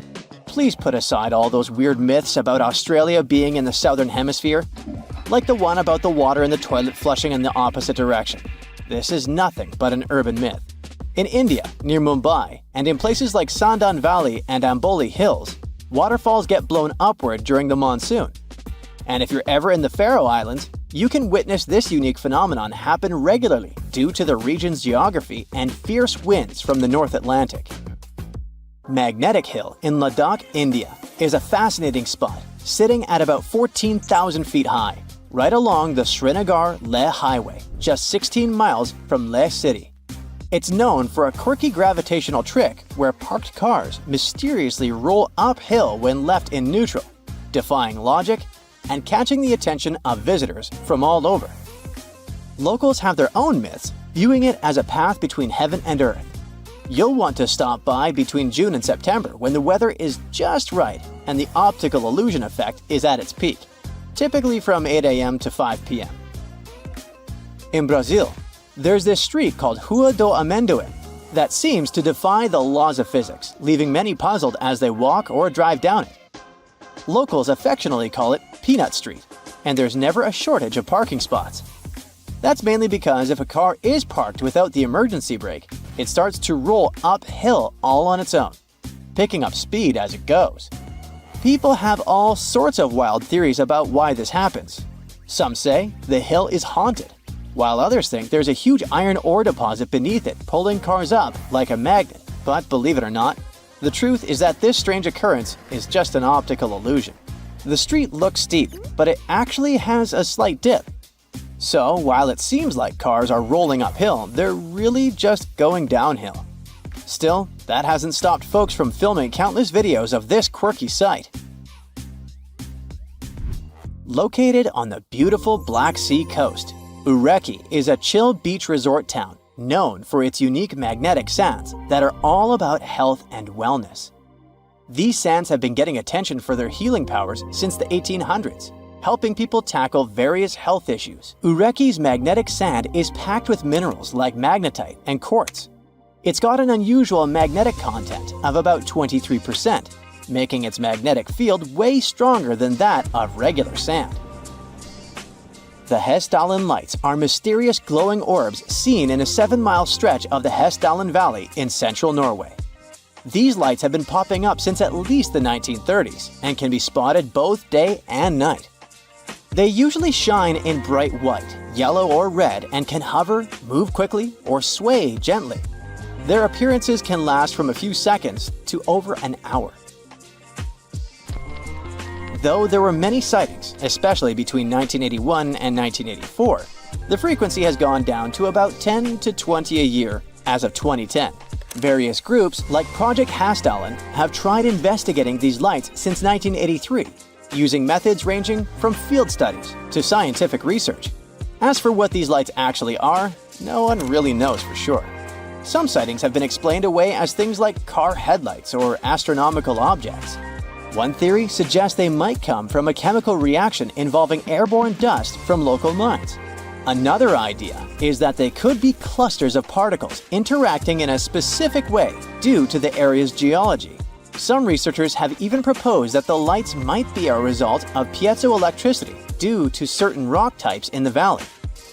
Other theories include complex interactions between electromagnetic waves and dust, which could explain the light's unique shapes and colors.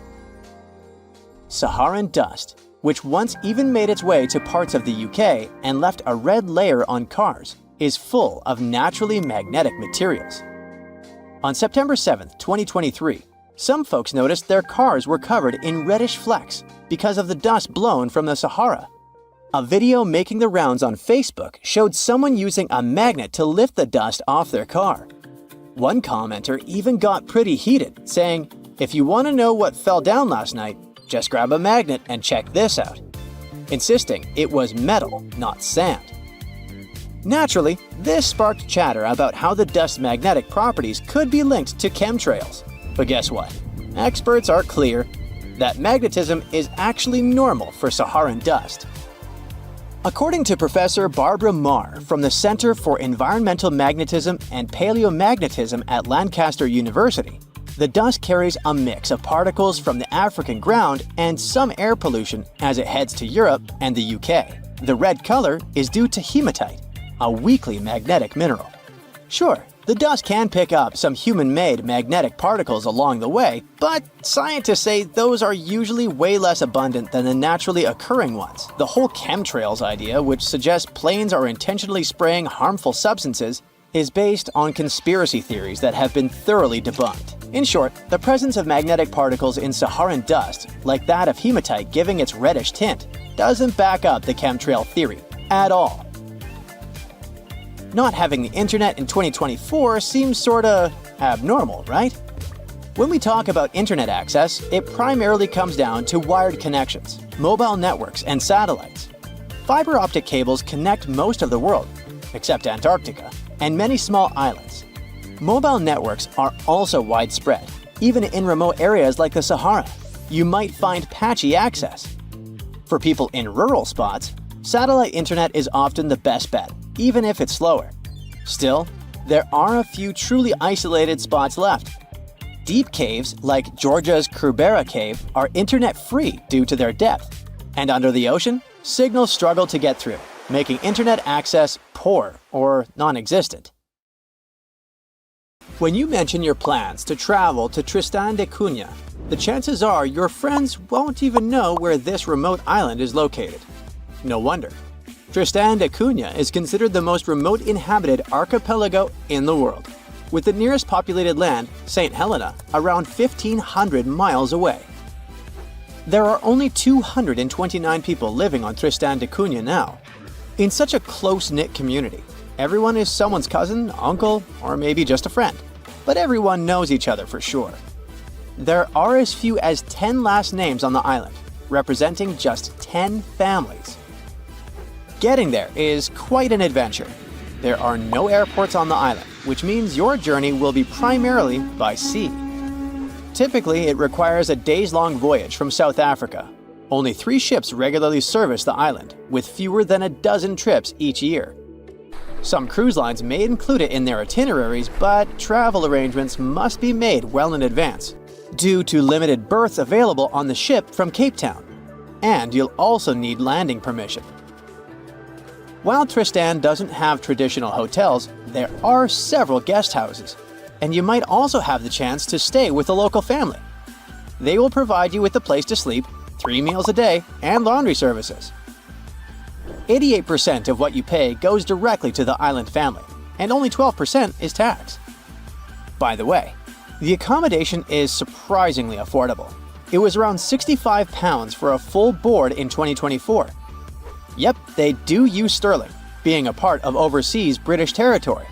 But there's also this local currency called St. Helena Pound, used at parity with sterlings. By the way, it's only been around 80 years since the island started using actual money. In 1942, the naval station began paying cash wages, and it helped Tristan Islanders to move from a barter economy to a cash-based system, and allowed them the novelty of making their first cash purchases. Just a heads up, pack everything you might need before you go, as you definitely won't come across Walmart there. I mean, don't get me wrong, there's a supermarket and all, but it's just not the way you're used to, with endless shelves displaying endless oversized mayo jars. Tristan's Island store, often referred to as the supermarket, lacks plate glass windows and flashy advertisements, and let's be honest, it looks like an abandoned barn from the outside.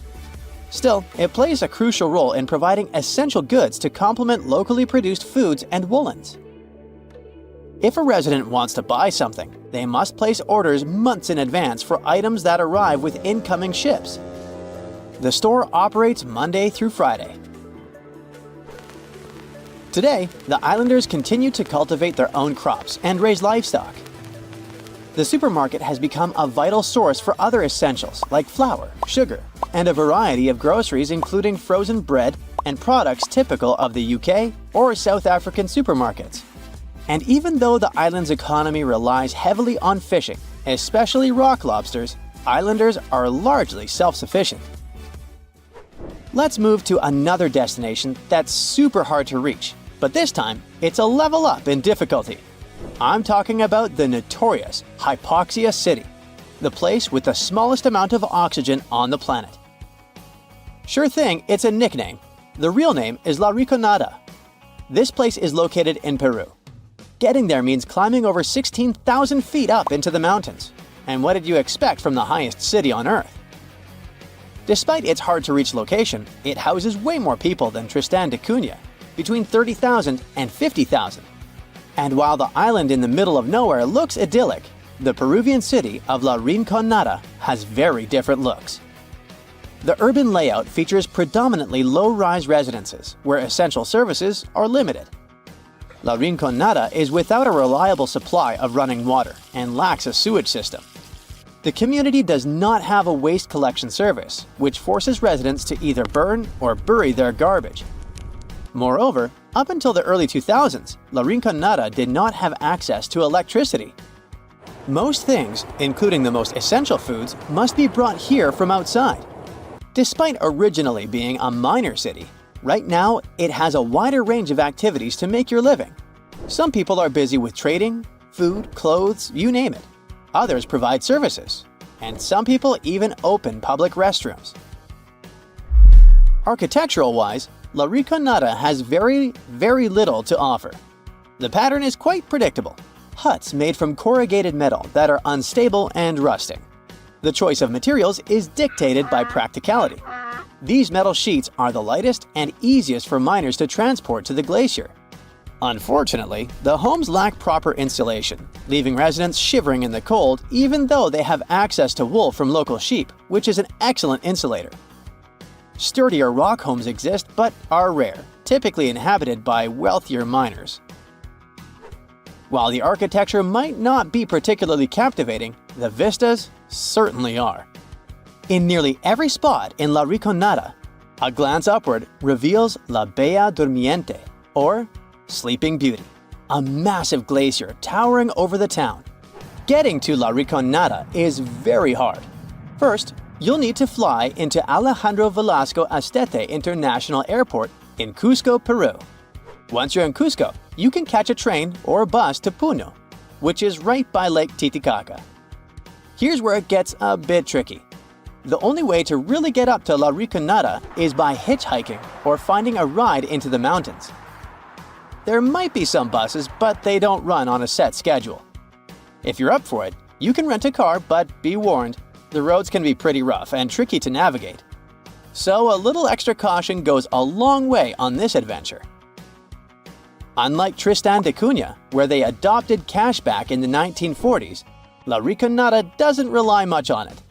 The economy of this place is based mainly on gold mines. The mines are unguarded, unregulated, and often dangerous.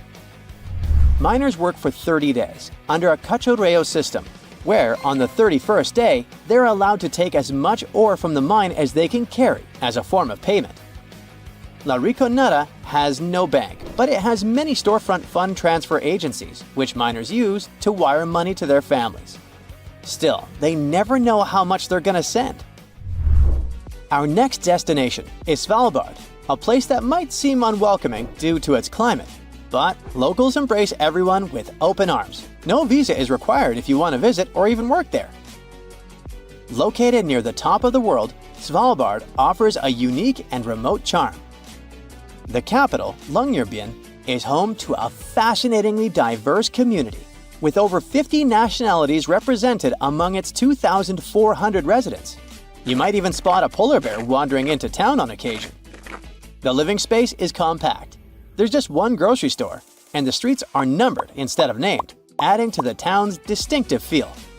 Longyearbyen also boasts a university center with around 300 students. Interestingly, every student must learn to use firearms for safety in the surrounding wilderness. Originally, it was founded as a mining town, just like La Riconada, but the focus has shifted mainly to tourism. However, a quirky tradition remains from its mining days. Visitors and residents alike take off their shoes when entering hotels and restaurants, a practice born out of the need to keep coal dust at bay. The last destination for today is Palmerston Island, a remote coral atoll in the Cook Islands, located about 290 miles northwest of Rarotonga. Famous traveler James Cook visited it on June 16, 1774, and the place was uninhabited at the time, despite ancient graves found there. Today, the island supports a small population of just 25 residents, primarily descendants of 19th century English sailor William Marsters. Marsters arrived in 1863 with 2 Polynesian wives and later added a third. He fathered 23 children. Fishing is the mainstay of the local economy, resembling subsistence living due to the island's isolation. Modern amenities and communications